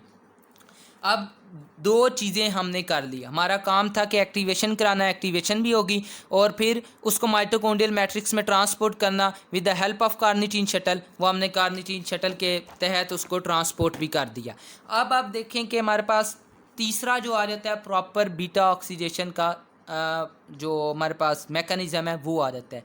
लेकिन उससे पहले few words about the carnitine. अब कार्निटीन क्या बला है?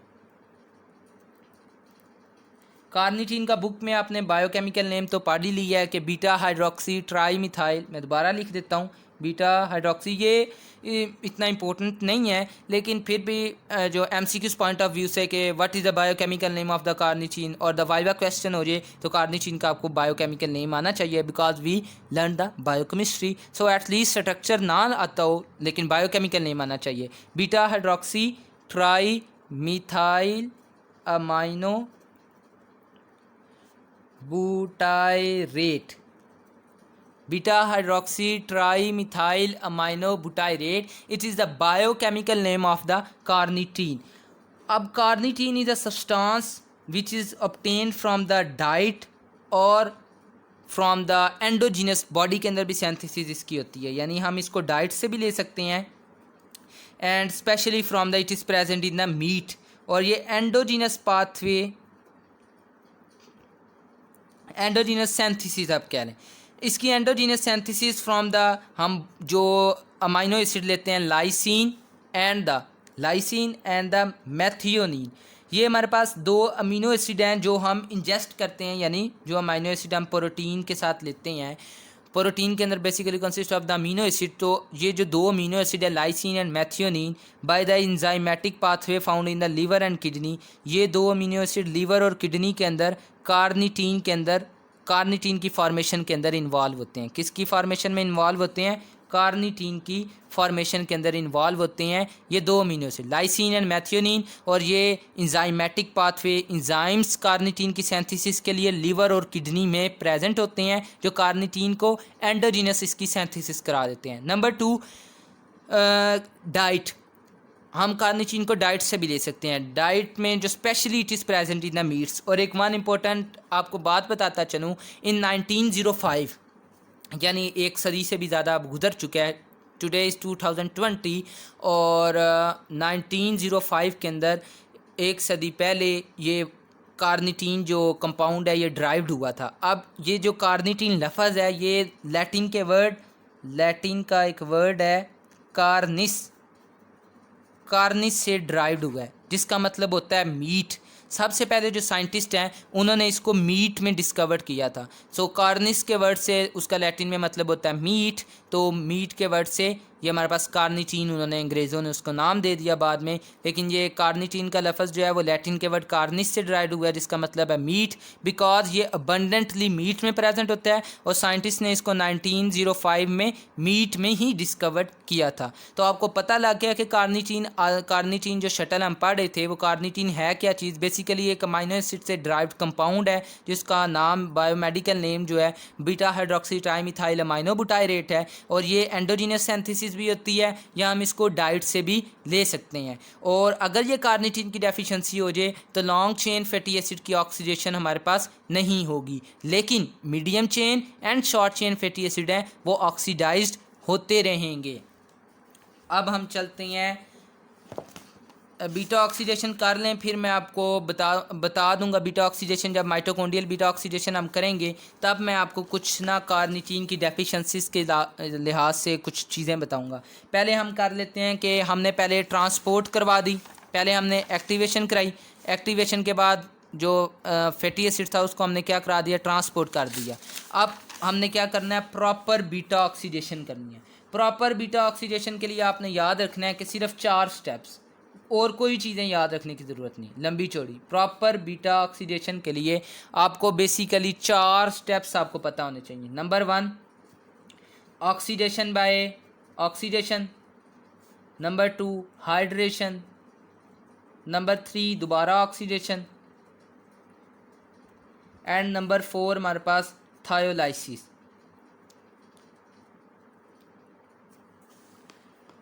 ठीक है, ये आपको 4 स्टेप्स, यही 4 स्टेप्स जो हैं फ्रीक्वेंटली रिपीट होंगे। इन्हीं 4 स्टेप्स की रेपिटेशन होती है और फैटी एसिड जो है वो ऑक्सीडाइज्ड हो जाता है।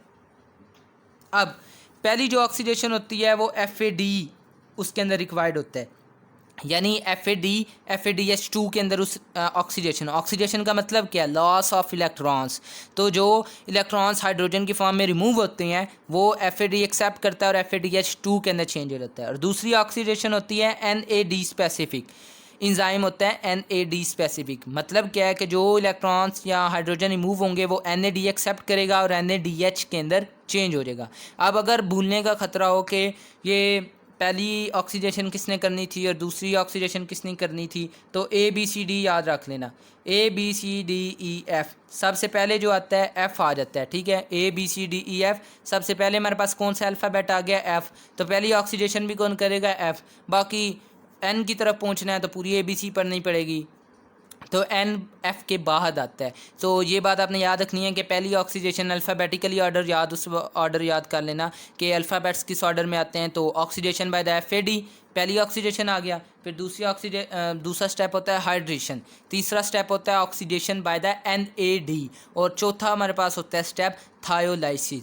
अब मैं पहले एक छोटा सा फैटी एसिड है उसको ऑक्सीडाइज़ करूँगा, फिर मैं पाल्मिटाइल को ए है उसको ऑक्सीडाइज़ करूँगा, और फिर हम एनर्जी कैलकुलेशन करेंगे। Then we moved on the other types of the oxidation. ये तो माइटोकॉन्ड्रियल बीटा ऑक्सीडेशन को मैं डिस्कस कर रहा हूँ। माइटोकॉन्ड्रियल बीटा ऑक्सीडेशन जो हमारे पास अबंडेंट ऑक्सीडेशन जो प्रीडोमिनेंटली और प्राइमरीली फैटी एसिड ऑक्सीडाइज होते हैं वो इस माइटोकॉन्ड्रियल बीटा ऑक्सीडेशन के प्रोसेस के थ्रू ऑक्सीडाइज्ड होते हैं। So that's why I am discussing first mitochondrial beta oxidation because it is also on the first number पे किस लिहाज से, बिकॉज प्रीडोमिनेंटली होती ही है, तो सबसे पहले मैं इसको डिस्कस कर रहा हूँ।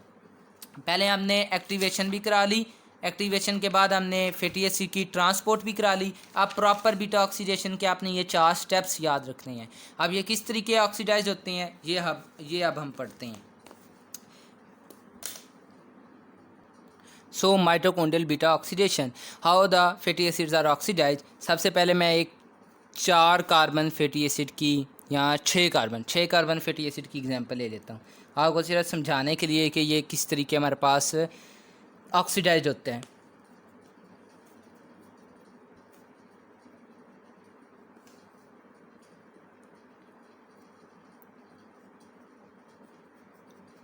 नंबरिंग करें 1 2 3 4 5 6, ये 6 कार्बन फैटी एसिड ऑक्सीडाइज्ड कर रहा हूँ। अब ऑक्सीडेशन जब आपने पढ़नी है तो 2 आपने काम लाजमी याद रखने हैं कि हम ऑक्सीडेशन कर रहे हैं सैचुरेटेड फैटी एसिड की या हम ऑक्सीडेशन कर रहे हैं अनसैचुरेटेड फैटी एसिड की, ऑक्सीडेशन हम कर रहे हैं इवन फैटी एसिड की या odd number of the fatty acid.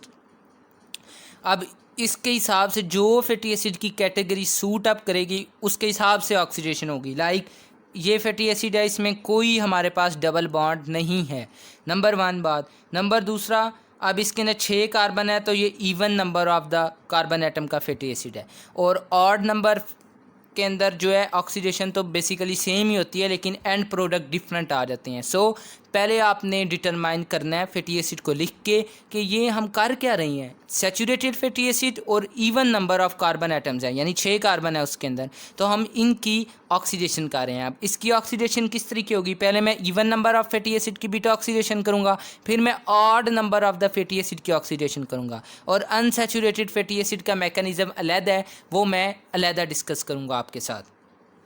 So first of all अब हम कर लेते हैं ये even number of carbon atoms हैं इस फैटी एसिड के अंदर, और ये सैचुरेटेड है, मतलब इसके अंदर कोई डबल बॉन्ड नहीं है। अब हम इसकी ऑक्सीडेशन कर रहे हैं। पहला स्टेप रिमेंबर करें मैंने आपको क्या बताया था, ऑक्सीडेशन। अब ऑक्सीडेशन का मतलब क्या है, ऑक्सीडेशन भी कह सकते हैं, डीहाइड्रोजिनेशन भी कह सकते हैं, मतलब लॉस ऑफ इलेक्ट्रॉन्स या लॉस ऑफ हाइड्रोजन एक ही बात है हमारे पास। अब यहाँ पे जो एंजाइम इस्तेमाल होता है आपको पता है, साइल को ए डीहाइड्रोजिनेज एंजाइम हमारे पास प्रेजेंट होता है, ये इसकी ऑक्सीडेशन करता है। और माइंड यू मैंने आपको कहा था कि ये FAD स्पेसिफिक है, यानी जो हाइड्रोजन रिमूव होंगे वो FAD को साथ कंबाइन करेंगे और FADH2 बना देंगे, और ये FADH2 इवेंचुअली काम जो माइटोकॉन्ड्रियल मैट्रिक्स में हो रहा है तो वहाँ पे जो कोएंजाइम Q उसके पास जाके ये अपने इलेक्ट्रॉन्स डोनेट कर देगा और दोबारा हमारे पास FAD की फॉर्म में चेंज हो जाएगा। इसके अंदर आप देखें तो ये दो हाइड्रोजन जो मैंने असाइल कोए डिहाइड्रोजिनेज के साथ मैंने रिएक्शन कैटेलाइज करा दी है, तो ये दो हाइड्रोजन असल में आए कहाँ से हैं।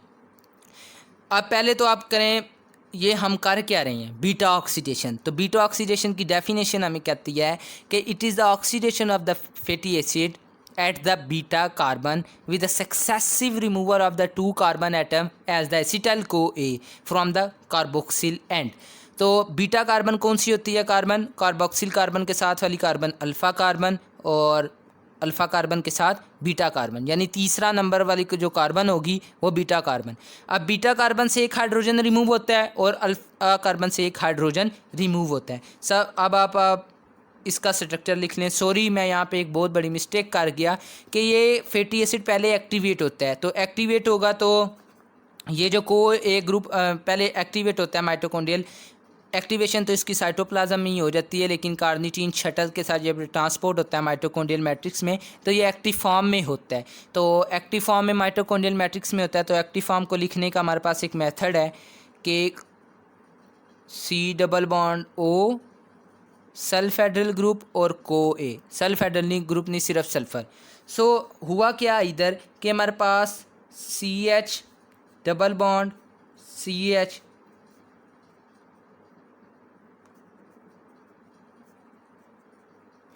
इसके अंदर देखें फ़र्क देखें कहाँ पे आया।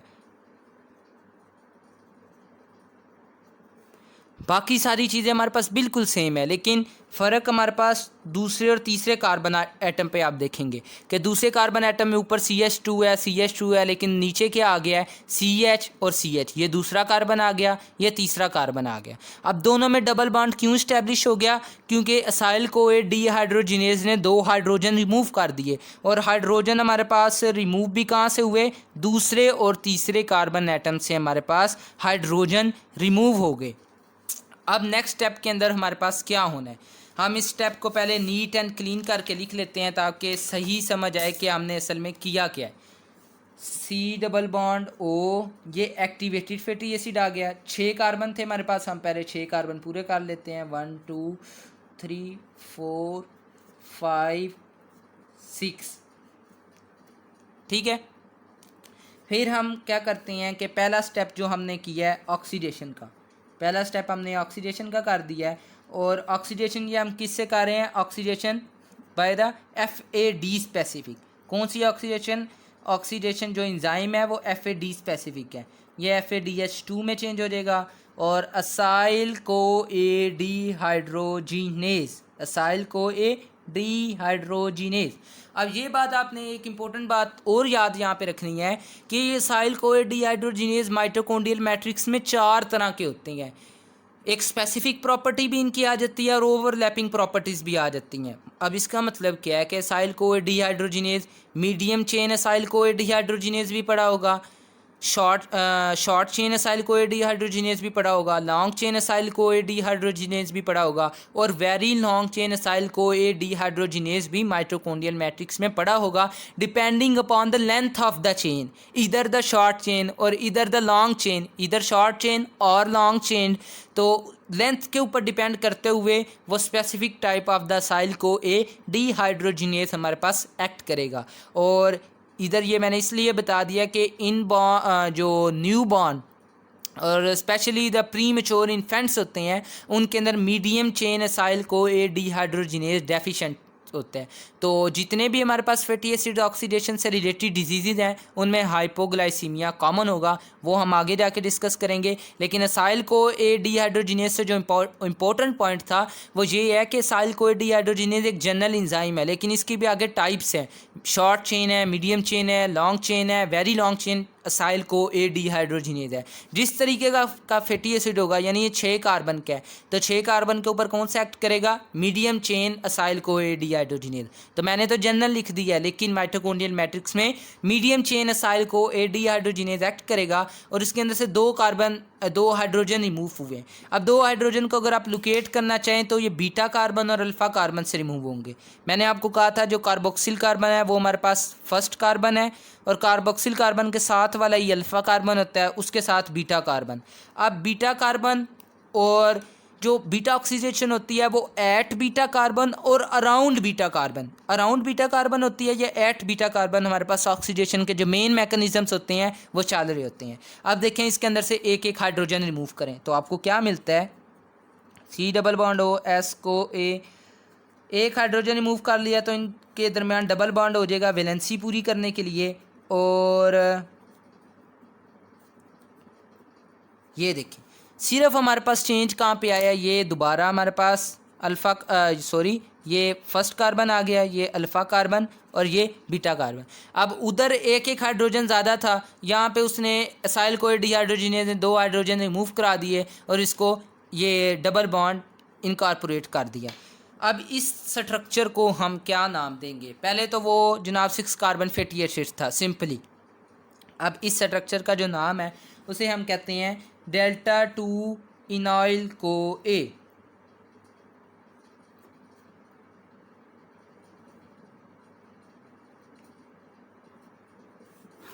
इनॉइल बेसिकली अनसैचुरेशन को डिस्क्राइब करने के लिए इस्तेमाल किया जाता है। और डेल्टा टू जो है ये शो कर रहा है कि दूसरे कार्बन एटम और तीसरे कार्बन एटम के दरमियान डबल बॉन्ड है, ठीक है। तो डेल्टा 2 इनाइल को ए। आगे हमारे पास जो दूसरा स्टेप है वो है हाइड्रेशन। पहले हमने कहा था कि पहले हमारे पास सबसे पहले जो स्टेप है वो है ऑक्सीडेशन का, दूसरा स्टेप है हमारे पास हाइड्रेशन का। अब हाइड्रेशन आपको पता है इनकॉर्पोरेशन ऑफ द वाटर हमारे पास इनकॉर्पोरेट होगा। और वाटर का भी देखें तो 2 चीज़ें होती हैं, एक हाइड्रोक्सिल ग्रुप और एक हाइड्रोजन एटम। तो इसके अंदर जो इंजाइम होगा वो कौन सा होगा, इनाइल को ए हाइड्राटेज। सिंपली इनाइल को ए हाइड्राटेज इंजाइम होगा, वो क्या करेगा कि हाइड्रेशन करवाएगा। अब हाइड्रेशन हमारे पास होती किस तरीके, ये भी बड़ा इंटरेस्टिंग है कि सबसे पहले आपने सारे कार्बन एटम्स का उसी तरीके से स्ट्रक्चर लिखते जाना है, कोई मुश्किल बात नहीं है, उसी तरीके से स्ट्रक्चर लिखते जाना है। अब इधर करना क्या है कि जो हाइड्रोजन है और वाटर का एक हाइड्रोजन हमारे पास अल्फ़ा कार्बन को मिल जाएगा और हाइड्रोक्सिल ग्रुप जो है वो हमारे पास मिल जाएगा बीटा कार्बन को।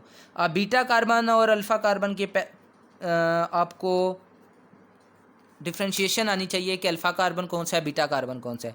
ये फर्स्ट कार्बन है, फर्स्ट कार्बन के साथ हमारे पास जो सेकंड कार्बन है वो अल्फ़ा कार्बन है, थर्ड कार्बन जो है वो बीटा कार्बन है। अब देखें कंपाउंड का नाम हम उसके हिसाब से ही रखेंगे। अब ये जहाँ पे बीटा कार्बन के अंदर हाइड्रोक्सिल ग्रुप आ गया है तो हम इस कंपाउंड का नाम रख देते हैं बीटा हाइड्रोक्सी असाइल को ए।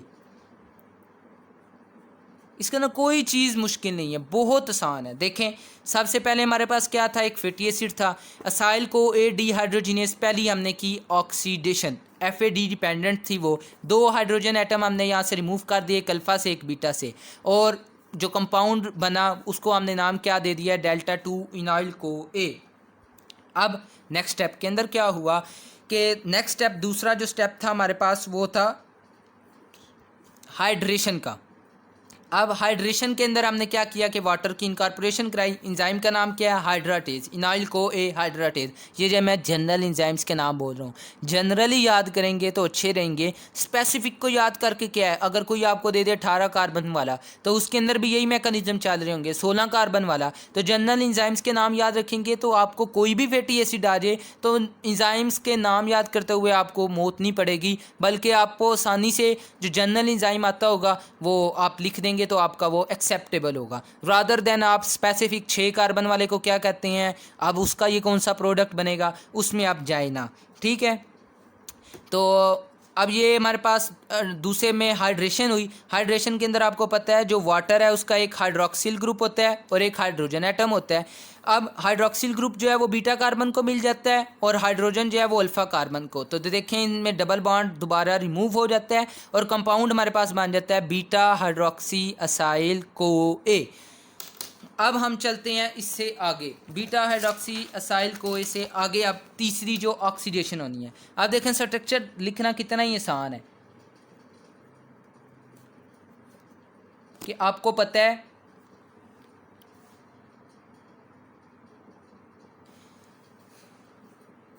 कि हमारे पास जो थर्ड कार्बन एटम है ये ब्लेंडर कभी नहीं करना कि कार्बन के ना 4 से ज़्यादा बॉन्ड बना देने हैं। कार्बन की वैलेंसी इतनी है, उसके अंदर कैपेसिटी इतनी है कि वो 4 बॉन्ड ही बना सकता है, 4 से ज़्यादा कभी नहीं बनाने आपने।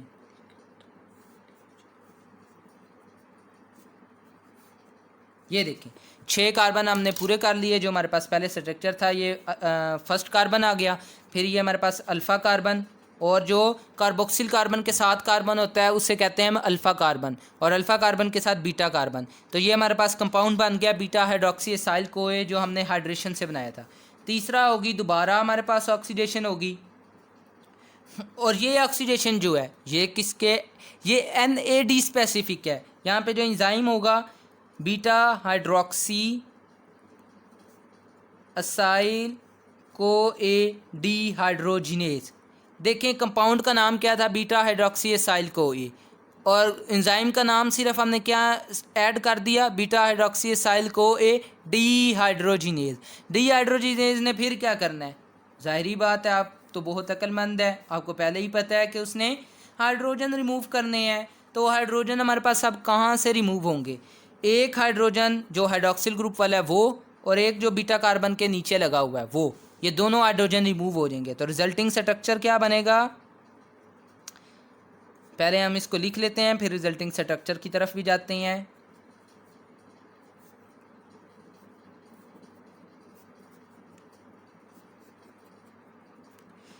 दोबारा देखें, ये हमारे पास कार्बोक्सिल कार्बन है, कार्बोक्सिल कार्बन के साथ ये वाला कौन सा कार्बन है, अल्फ़ा कार्बन। ये तो फर्स्ट कार्बन एटम आ गया, ये अल्फ़ा कार्बन, ये हमारे पास आ गया बीटा कार्बन।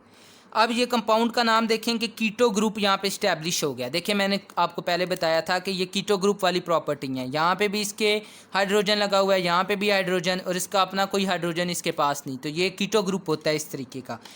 तो इस कंपाउंड का हमने नाम दे दिया कीटो असाइल को ए, कीटोसाइल को ए, या बीटा कीटोसाइल को ए, क्योंकि बीटा कार्बन के ऊपर कीटो ग्रुप इस्टेब्लिश हुआ है तो हम कह देते हैं बीटा कीटोसाइल को ए। अब लास्ट रिएक्शन है, आपने ऑक्सीडेशन थर्ड रिएक्शन भी कैटालाइज कर लिया। अब लास्ट रिएक्शन है थायोलाइसिस। क्या है, अब जो हमारे पास फोर्थ स्टेप है उसका नाम क्या है, थायोलाइसिस। थायोलाइसिस हमारे पास जो है with the help of an enzyme known as the thiolase को ए विद द सेल्फ एडल ग्रुप हमारे पास इनकॉर्पोरेट होता है इस स्ट्रक्चर के अंदर और क्लीवेज हो जाती है। Basically with the help of an enzyme known as the thiolase in the presence of co A with the self एडल ग्रुप हमारे पास थायोलिटिक क्लीवेज हो जाती है। अब क्लीवेज का मतलब होता है ब्रेक डाउन होना, यहाँ से दो कार्बन कार्बोक्सिल एंड से ब्रेक डाउन होंगे। अब देखें कि सबसे पहले बीटा कार्बन से आप स्ट्रक्चर को लिखना शुरू करें। ये बीटा कार्बन से स्ट्रक्चर को आपने लिखना शुरू किया, ये वही वाला कार्बन एटम आ गया, फिर ये वाला कार्बन एटम, फिर ये वाला कार्बन एटम। अब ये जो एस को ए जो नया आया था वो इसके साथ इनकॉर्पोरेट हो जाता है। अब असल में यहाँ से क्लीवेज हुई किसकी, ये जो एंड नज़र आ रहा है इसकी आपके पास क्लीवेज हो गई। अब क्लीवेज के रिजल्ट में हुआ क्या कि इसका जो हाइड्रोजन था एस को ए तो इधर आ गया ना, जो हाइड्रोजन था वो इसके साथ कंबाइन हो गया और उसने क्या बना दिया CH3। यही ग्रुप आप उठा के सिंपली एज इट इज़ इधर लिख दें, इसमें कोई रट्टे वाली बात नहीं। इसको इस स्ट्रक्चर को हम कहते हैं एसिटाइल को ए। तो simply by the repetition of the one cycle हमें एक साइकिल के अंदर एक NADH, एक FADH2 और एक एसिटाइल को ए मिल गया। रिजल्ट क्या आया कि ये जो 6 कार्बन थे वो इवेंचुअली 4 कार्बन में चेंज हो गए, 1 2 3 4। तो ये एक साइकिल के अंदर एक एसिटाइल को मिला, एक NADH मिला और एक FADH2 मिले। बेसिकली ये 3 बाय प्रोडक्ट्स मिले। अब हम आगे चलते हैं, इसको कम्प्लीटली ऑक्सीडाइज करते हैं ताकि आपका कंसेप्ट डिवेलप हो।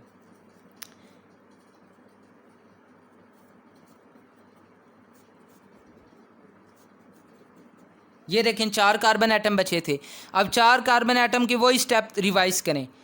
असाइल को ए डी हाइड्रोजिनेज की प्रेजेंस के अंदर पहली ऑक्सीडेशन कैटालाइज यानी पहली ऑक्सीडेशन को उसने कैटालाइज किया रिएक्शन को, FADH2 बना। अब ये कहाँ से रिमूव हो गए, 2 कार्बन एटम्स। ये फर्स्ट कार्बन एटम है कार्बोक्सिल कार्बन, उसके साथ अल्फ़ा कार्बन, उसके साथ बीटा कार्बन। अब एक अल्फ़ा कार्बन एटम से रिमूव होता है, एक बीटा कार्बन एटम से रिमूव होता है। तो रिजल्टिंग स्ट्रक्चर हमारे पास क्या होगा,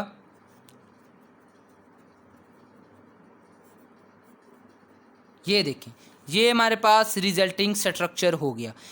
ये हमारे पास दोबारा अल्फ़ा का फर्स्ट कार्बन सॉरी, फिर उसके साथ अल्फ़ा कार्बन, उसके साथ हमारे पास कौन सा आ गया, बीटा कार्बन आ गया।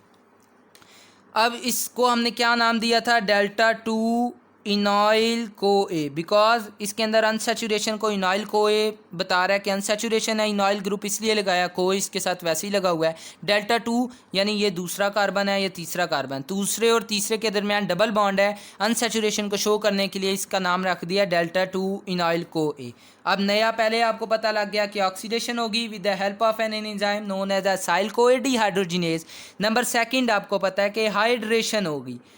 हाइड्रेशन के लिए कौन सा एंजाइम होता है, इनाइल को ए हाइड्राटेज। वो क्या करेगा, वाटर ग्रुप इनकॉर्पोरेट कराएगा, और वाटर ग्रुप इनकॉर्पोरेट कहाँ पे होगा, बीटा कार्बन के ऊपर हमारे पास एक हाइड्रोक्सिल ग्रुप इनकॉर्पोरेट होगा। वाटर ग्रुप सॉरी इनकॉर्पोरेट नहीं होगा, हाइड्रोक्सिल ग्रुप इनकॉर्पोरेट होगा, क्योंकि वाटर के अंदर दो चीज़ें होती हैं, एक हाइड्रोजन, एक hydroxyl group. Hydroxyl group beta carbon के पास चले जाएगा, हाइड्रोजन अल्फा के पास।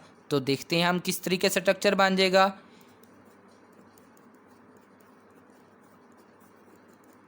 ये जनाब उसके पास चले गया, हाइड्रेशन हुई, अल्फ़ा कार्बन के पास हमारे पास हाइड्रोजन चले गया, जो सुपर CH था, CH2 दोबारा चेंज हो गया, डबल बॉन्ड ब्रेक हो गया, और हाइड्रोक्सिल ग्रुप बीटा कार्बन के पास चले जाएगा, और रिजल्टिंग स्ट्रक्चर क्या बन गया, बीटा हाइड्रोक्सी असाइल को ए। अब यहाँ पे आपको पता है कि डी हाइड्रोजिनेशन जहाँ तीसरी ऑक्सीडेशन होती है, यानी दूसरी ऑक्सीडेशन है, स्टेप तीसरा है। पहली ऑक्सीडेशन यहाँ पे हुई, दूसरी ऑक्सीडेशन ये, लेकिन ये स्टेप तीसरा है। अब ये NAD स्पेसिफिक है, NADH प्लस H प्लस के अंदर चेंज हो जाएगा। अब ये जो दो हाइड्रोजन एटम है, एक ये हाइड्रोजन एटम, एक ये हाइड्रोजन एटम, ये रिमूव हो जाएगा सिंपली। तो हमारे पास रिजल्टिंग कंपाउंड क्या बन जाएगा, बीटा कीटो असाइल को ए, बीटा कीटो असाइल को ए। ये हमारे पास रिजल्टिंग कंपाउंड बन गया। इसको रिकॉग्नाइज करें तो ये हमारे पास अल्फ़ा कार्बन है, सॉरी यार मैं अल्फ़ा कार्बन कह देता हूँ, ये कार्बोक्सिल कार्बन जो है वो फर्स्ट कार्बन है, उसके साथ अल्फ़ा कार्बन है, और उसके साथ ये बीटा कार्बन। तो कंपाउंड का नाम क्या हुआ, बीटा कीटो असाइल को ए, बीटा कीटो असाइल को ए। नेक्स्ट हम चलते हैं नेक्स्ट पेज के ऊपर, इसी को हम लिख लेते हैं, इसके स्ट्रक्चर को।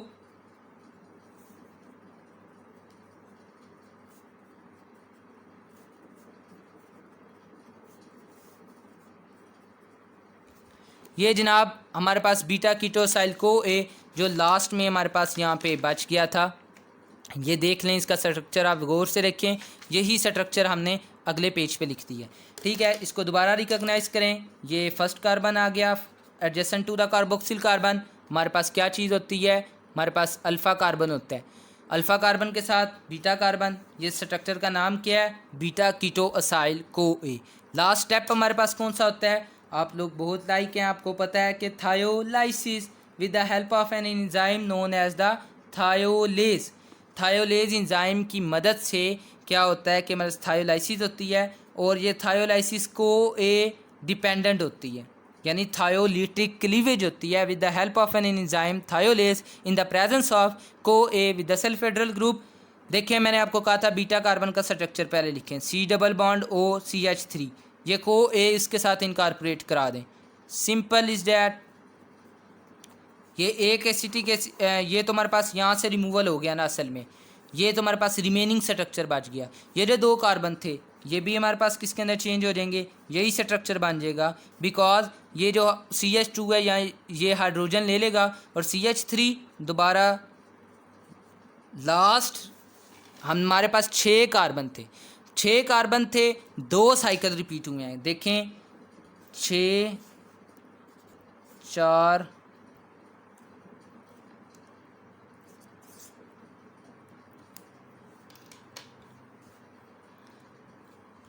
लास्ट रिएक्शन के अंदर हमारे पास कितने, लास्ट साइकिल के अंदर हमारे पास कितने एसिटाइल को ए आगे, 2 एसिटाइल को ए आगे। किस तरीके के, पहला हमने साइकिल चलाया तो हमारे पास 6 से 4 कार्बन एटम हो गए, जब दूसरा साइकिल चलाया तो 2 कार्बन एटम हमारे पास रह गए, लेकिन 2 कार्बन एटम वाला कंपाउंड होता ही एसिटाइल को ए है, तो आगे साइकिल चलाने की ज़रूरत ही नहीं। तो आपको पता लग गया कि सैचुरेटेड फैटी एसिड जो हैं उसकी जब ऑक्सीडेशन होती है इवन नंबर की, तब हमारे पास साइकिल किस तरीके चलते हैं और किस तरीके हमारे पास ऑक्सीडेशन होती है even number of the fatty acid की। अब यहाँ पे कितने साइकिल्स चले? 2 साइकिल चले।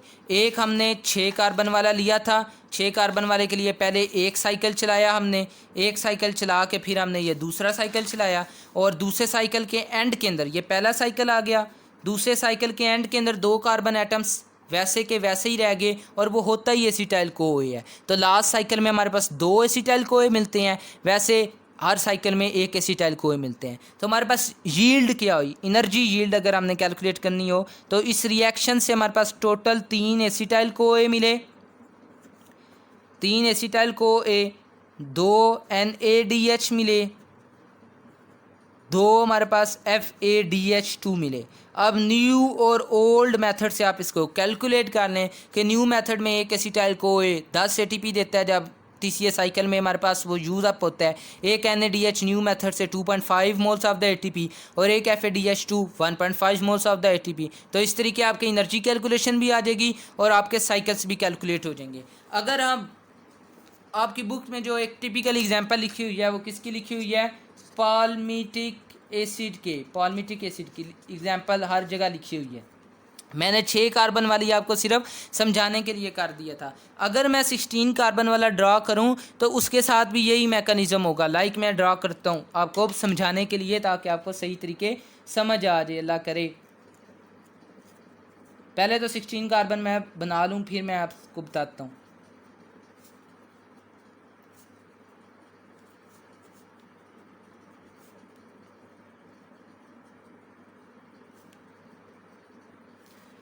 एक 2 3 4 5 6 7 8 9 10 11 12 13 14 15 और ये जनाब 16 कार्बन सैचुरेटेड फैटी एसिड है। सैचुरेटेड मतलब इसके ना कोई डबल बॉन्ड नहीं है, और 16 कार्बन है तो ये इवन नंबर फैटी एसिड है और सैचुरेटेड फैटी एसिड है। अब इसकी ऑक्सीडेशन अगर आप करानी हो तो किस तरीके कराएंगे? सिंपल मैकेनिज़्म है, वही मैकेनिज़्म जो चलेगा, ऑक्सीडेशन, हाइड्रेशन, ऑक्सीडेशन, थायोलाइसिस, वही रिपीट होता रहेगा। लेकिन साइकिल्स का मसला आता है, साइकिल्स आपने किस तरीके कैलकुलेट करने हैं। देखें, पहला साइकिल चला, 2 कार्बन रिमूव होंगे, 2 कार्बन को रिमूव करते जाएं। दूसरा साइकिल चला, पहला साइकिल चला, एक आप लिख लें, एक साइकिल चल गया, दूसरा चला, दूसरा लिख लें। अब एग्ज़ाम में तो नहीं ना आप बारी बारी 8 दफ़ा उसकी ऑक्सीडेशन कराएंगे। ये एफिशिएंट वे है कि आपको पता लगे कि किस तरीके हम साइकिल्स की रोटेशन करते हैं। मतलब ये बताने का मकसद ये है कि अगर एनर्जी कैलकुलेशन क्विक वे में एमसीक्यूज़ में आ जाए तो उसको तो नहीं ना आप 15 मिनट एक एमसीक्यूज़ को देंगे। उसको कैलकुलेशन करने के लिए आपको मैक्सिमम 1 मिनट मिलता है, तो 1 मिनट के अंदर अंदर आपने उसको कैलकुलेट करना है। तो किस तरीके करना है? एक ये मैकेनिज़्म है, दूसरा मैकेनिज़्म क्या है वो भी मैं आपको बता देता हूँ कि पहले आप स्ट्रक्चर ड्रा कर लें 16 कार्बन का। 16 कार्बन गिन लें कि 16 कार्बन पूरे मैंने ड्रा किए हैं, लाइक 1 2 3 4 5 6 7 8 9 10 11 12 13 14 15 16। ओके, मैंने 16 कार्बन के ड्रा की हैं। अब बीटा ऑक्सीडेशन होती है। अब बीटा ऑक्सीडेशन के अंदर आपको पता है 2 कार्बन एज एसिटाइल को ए साइकिल से एक साइकिल से रिमूव्ड होते हैं। तो पहले 2 कार्बन को रिमूव करना शुरू करें। एक कार्बन, एक साइकिल चल गया, दूसरा साइकिल चल गया, ये हमारे पास तीसरा साइकिल चल गया, ये हमारे पास चौथा साइकिल चल गया, ये 5वां, ये हमारे पास 6ठा और ये 7वां। जब 7वां चलेगा तो उसी लास्ट रिएक्शन के अंदर हमारे पास जो 2 कार्बन रह जाएंगे वो भी एज एसिटाइल को ए ग्रुप रिमूव कर देंगे। सो पाल्मिटिक एसिड के अंदर कितने साइकिल चले हमारे पास? आपके सामने ये एफिशिएंट वे है इसको कैलकुलेट करने का। 7 साइकिल चले। एक साइकिल के अंदर क्या हमें मिलता है? एक एसिटाइल को ए मिलता है, एक हमारे पास FADH2 मिलता है, और एक ही हमारे पास NaDH मिलता है। ठीक है, तो 7 साइकिल चले, हर साइकिल में क्या 3 चीज़ें मिलती हैं?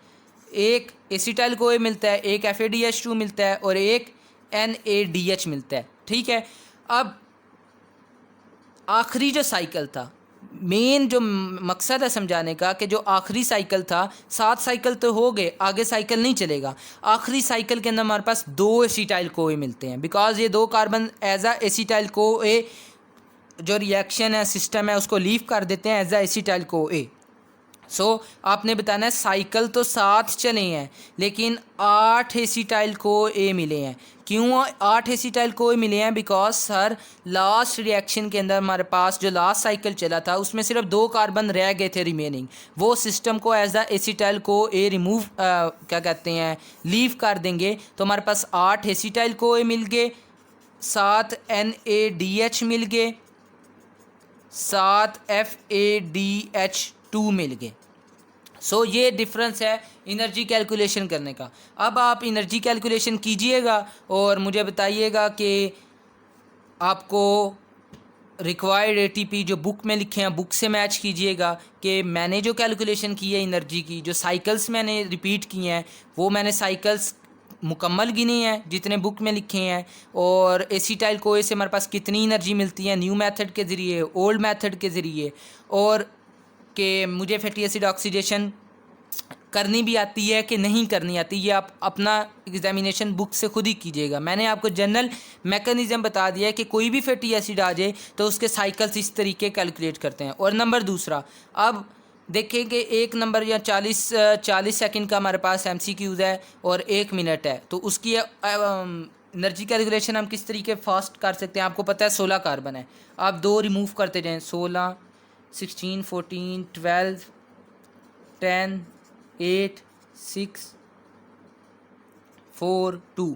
देखें अब इसके साइकिल गिने, 16 से 14 में चेंज हुआ 1 साइकिल, 14 से 12 में चेंज हुआ 2 साइकिल, 12 से 10 में चेंज हुआ 3 साइकिल, 10 से 8 में चेंज हुआ 4 साइकिल, ये आगे 5 साइकिल, ये 6 साइकिल सिंपली, और 4 आखिर में 2 में चेंज हो गया, तो ये कितने साइकिल हुए? 1 साइकिल, 2, 3, 4, 5, 6, 7 ही हमने यहाँ पे कैलकुलेट किए थे, 7 ही यहाँ पे मिल गए। लेकिन ये जो 2 कार्बन है ये एज आ एसिटाइल को ए सिस्टम को लीव करेंगे, सो डैट्स वाई 7 साइकिल चलेंगे, लेकिन 7 एसिटाइल को ए की बजाय हमारे पास 8 एसिटाइल को ए मिलेंगे। मेन डिफरेंस ही हमारे पास इसकी एनर्जी कैलकुलेशन करने में ये आ जाता है। अगर हम एनर्जी कैलकुलेशन करें पाल्मिटिक एसिड की, तो पाल्मिटिक एसिड की हम न्यू मेथड के ज़रिए एनर्जी कैलकुलेट करते हैं और ओल्ड के थ्रू कर लेते हैं। मैं ओल्ड के थ्रू करता हूँ, आप न्यू के थ्रू कीजिएगा और मुझे बताइएगा अगर आपको कोई दिक्कत महसूस हो। 8 एसिटाइल कोए थे, तो ओल्ड मेथड के ज़रिए, ओल्ड मेथड हमें क्या कहता है कि 12 ATP पर एसिटाइल को ए मालिक्यूल हमारे पास मिलते हैं। एक एसिटाइल कोए मालिक्यूल जब TCA साइकिल का एक राउंड लगाता है तो हमारे पास 12 ATP मिलते हैं। अब 12 ATP किस तरीके मिलते हैं वो आप TCA साइकिल का मेरा जो वीडियो लेक्चर है वो आप देखिएगा, आपको पता लग जाएगा कि 12 ATP ओल्ड मेथड के ज़रिए मिलते हैं, न्यू के ज़रिए 10 मिलते हैं। मैं इधर ओल्ड के ज़रिए कर रहा हूँ, आप न्यू के ज़रिए करके अपना असेसमेंट कर लें। 12 ATP 12 मल्टीप्लाई बाय द अब ये आ गया ना 8 के साथ इसको मल्टीप्लाई कर दें तो हमारे पास कितना बन जाता है 96 ATP मिल गए। ये तो हमारे पास 8 एसिटाइल कोए से 96 ATP मिल गए और 7 FADH2 थे। एक FADH2 ओल्ड मेथड के ज़रिए हमारे पास कितने ATP हमें देता है?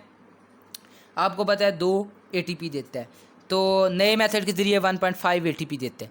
तो ये हमारे पास 14 ATP यहाँ से आ गए और साथ ही हमारे पास 7 NADH बने थे। ओल्ड मेथड के ज़रिए एक NADH जो है वो 3 ATP देता है, तो 21 ATP हमारे पास यहाँ पे भी आ गए। सो देखें टोटल हमारे पास ATP यील्ड कितनी हुई 21 और 4 25 35 हो गए। 35 और 96 को आप जमा कर लें,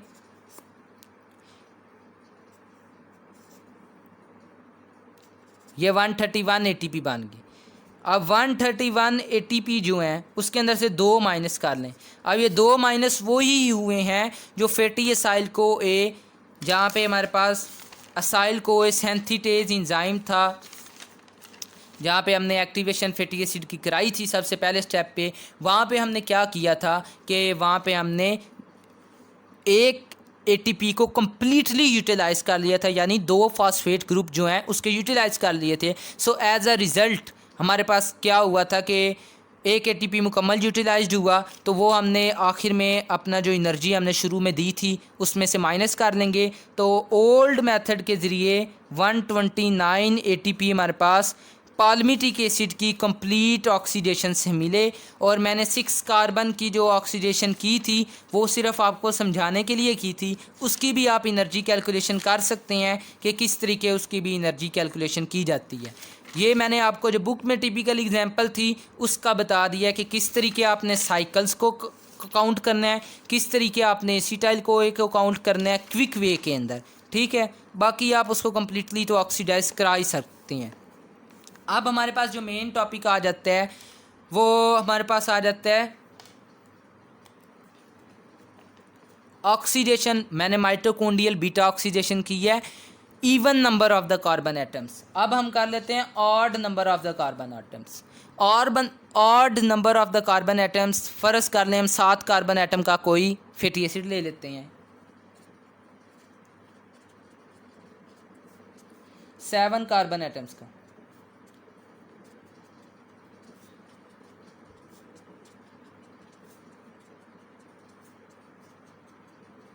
देखें इसकी भी ऑक्सीडेशन जो होगी वो बिल्कुल सेम होगी as that of the mitochondrial beta oxidation of the even number of the carbon atom, same होगी, same as that of the mitochondrial odd chain number of the odd chain fatty acid oxidation.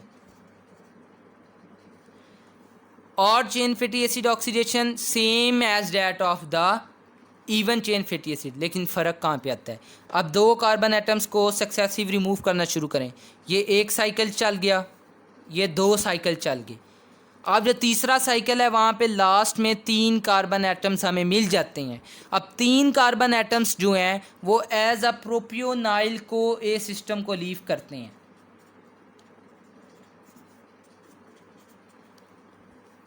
उधर हमारे पास even number of the fatty acid के अंदर क्या होता था कि जब हमारे पास साइकिल्स चलते हैं तो आखिर में लास्ट हमारे पास क्या डेस्टिनेशन होती है कि 2 carbon as the acetyl co A system को लीव कर जाते हैं। लेकिन यहाँ पे ऑड नंबर के सिलसिले में क्या है, ऑक्सीडेशन के स्टेप्स बिल्कुल वैसे ही चलेंगे, ऑक्सीडेशन, हाइड्रेशन, ऑक्सीडेशन, थायोलाइसिस। लेकिन लास्ट के अंदर जो है 3 कार्बन्स बच जाएंगे। अब इन 3 कार्बन्स की फर्दर ऑक्सीडेशन नहीं होगी बल्कि ये प्रोपियोनाइल को एक as a प्रोपियोनाइल co A system को लीव कर देंगे। अब प्रोपियोनाइल को ए के साथ क्या होगा वो मैं आपको बता देता हूँ। बेसिकली सिर्फ ऑड और इवन में यही फ़र्क है कि इनकी थोड़ी एनर्जी कैलकुलेशन में फ़र्क आ जाता है। Energy calculation of the odd chain fatty acid वो मैंने अलहदा वीडियो बनाई हुई है, आप वहाँ से देख लें। और वैसे प्रोपियोनाइल को ए के साथ क्या होता है वो मैं आपको इधर बता देता हूँ। मैं इधर ऑड चेन फैटी एसिड की एनर्जी कैलकुलेशन नहीं करूँगा, सिर्फ यही आपको बताऊँगा कि एनर्जी कैलकुलेशन के अलहदा वीडियो है। इधर ये बताऊँगा कि प्रोपियोनाइल को ए किस तरीके मेटाबोलाइज्ड होता है बॉडी के अंदर। अब प्रोपियोनाइल को ए आ गया, propionyl co A with the help of an enzyme known as propionyl co A carboxylase. The name of the enzyme is propionyl co A carboxylase. और जहाँ पे भी कार्बोक्सिलेज का नाम आए तो वहाँ पे याद रखना कि बायोटीन B7 विटामिन जो है वो एक्ट एज अ को एंजाइम, वो कार्बोक्सी बायोटीन की फॉर्म में इंटरमीडिएट होता है, वो कंपाउंड के अंदर कार्बन डाइऑक्साइड इनकॉर्पोरेट करा देता है। अब इसका अगर मैं आपको ओरिजिनल स्ट्रक्चर पहले बताऊँ, चलें ओरिजिनल स्ट्रक्चर आप ना करें बिकॉज कुछ बच्चों को फिर स्ट्रक्चर करते हुए डिफ़िकल्टीज आ जाएंगी, मैं आपको जनरल नामों के साथ ही लेके चलता हूँ। प्रोपियोनाइल को ए था, propionyl co A with the help of an enzyme known as the propionyl co A carboxylase. Biotin B7 इसके अंदर को एंजाइम चाहिए होता है, कार्बन डाइऑक्साइड इस रिएक्शन के अंदर डलेगी, ATP, एक ATP इधर यूटिलाइज होगा और जो रिजल्टेंट कंपाउंड होगा वो उसका नाम होगा हमारे पास डी मिथाइल मेलोनाइल को ए।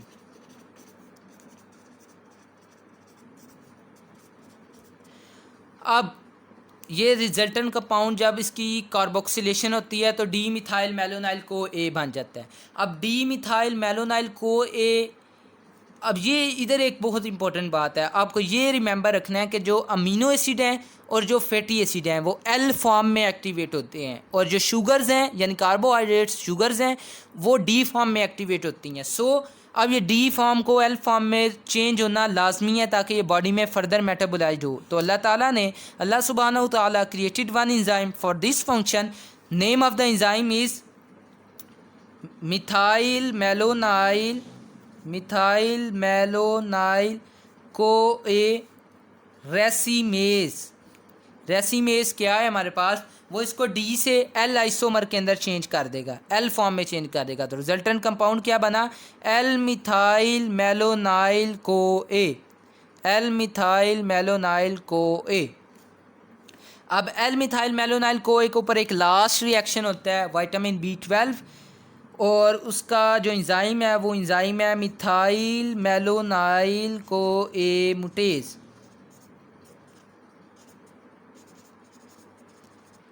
और इसके अंदर विटामिन B12 चाहिए होता है, और विटामिन B12 की भी डीऑक्सी एडिनोसाइल कोबालामीन, जो कोबालामीन की फॉर्म होती हैं वो भी डिफरेंट होती हैं, मिथाइल कोबालामीन, सियानो कोबालामीन, डीऑक्सी एडिनोसाइल कोबालामीन।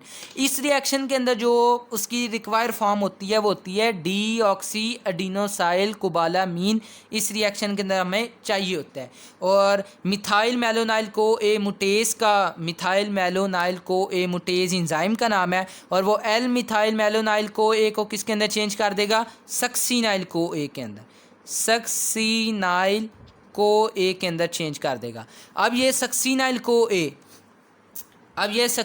कोए या तो TCA साइकिल में जा सकता है नंबर 1, या हीम सिंथेसिस में इन्वॉल्व हो सकता है, या हमारे पास ग्लूकोनियोजेनेसिस के अंदर जा सकता है, या हमारे पास नॉन एसेंशियल अमीनो एसिड्स की सिंथेसिस में इन्वॉल्व हो सकता है। ये इसके 4 फेट है। Fate of the succinyl co A is that succinyl co A may enter into the TCA cycle. It may utilized in the synthesis of the heme. It may utilized in the synthesis of the glucose, means the gluconeogenesis, and it may utilized in the formation of non-essential amino acids. So ये succinyl कोए का fate आपने याद रखना है। इसके 4 fate हैं, वो भी मैंने आपको बता दिया। और प्रोपियोनाइल कोए जिसने 3 कार्बन एटम्स रह गए थे वो उसने सिस्टम को लीव किया है, द प्रोपियोनाइल कोए के ऊपर ये एक एंजाइमेटिक पाथवे है जिसने एक्शन परफॉर्म किया और उसको सक्सीनाइल कोए के अंदर चेंज कर दिया। अब इधर एक क्लिनिकल आता है। क्लिनिकल ये है, अगर बायोटिन डेफिशिएंसी होगी तब भी ये प्रोपियोनाइल कोए अक्यूमुलेट होने लग जाएगा बॉडी के अंदर, नंबर 1। नंबर 2 जो हमारे पास क्लिनिकल सिग्निफिकेंस ये है कि विटामिन B12 अगर हमारे पास डेफिशिएंट हुआ तब हमारे पास या तो एंजाइम डेफिशिएंट हो सकता है नंबर 1, या तो हमारे पास विटामिन B12 डेफिशिएंट हो सकता है। नंबर 2 बातें होगी। नंबर तीसरी बात कि विटामिन B12 मौजूद है लेकिन वो इस फॉर्म में चेंज नहीं हो रहा, डीऑक्सी एडिनोसाइल कोबालामीन फॉर्म में चेंज नहीं हो रहा। तो तीनों रिएक्शंस में क्या होगा कि ये जो मिथाइल मेलोनाइल कोए है ना, ये बॉडी में कम्युलेट होना शुरू हो जाएगा। जब इसकी कंसनट्रेशन ज़्यादा होगी तो ये यूरिन के अंदर भी अपीयर होने लग जाएगा।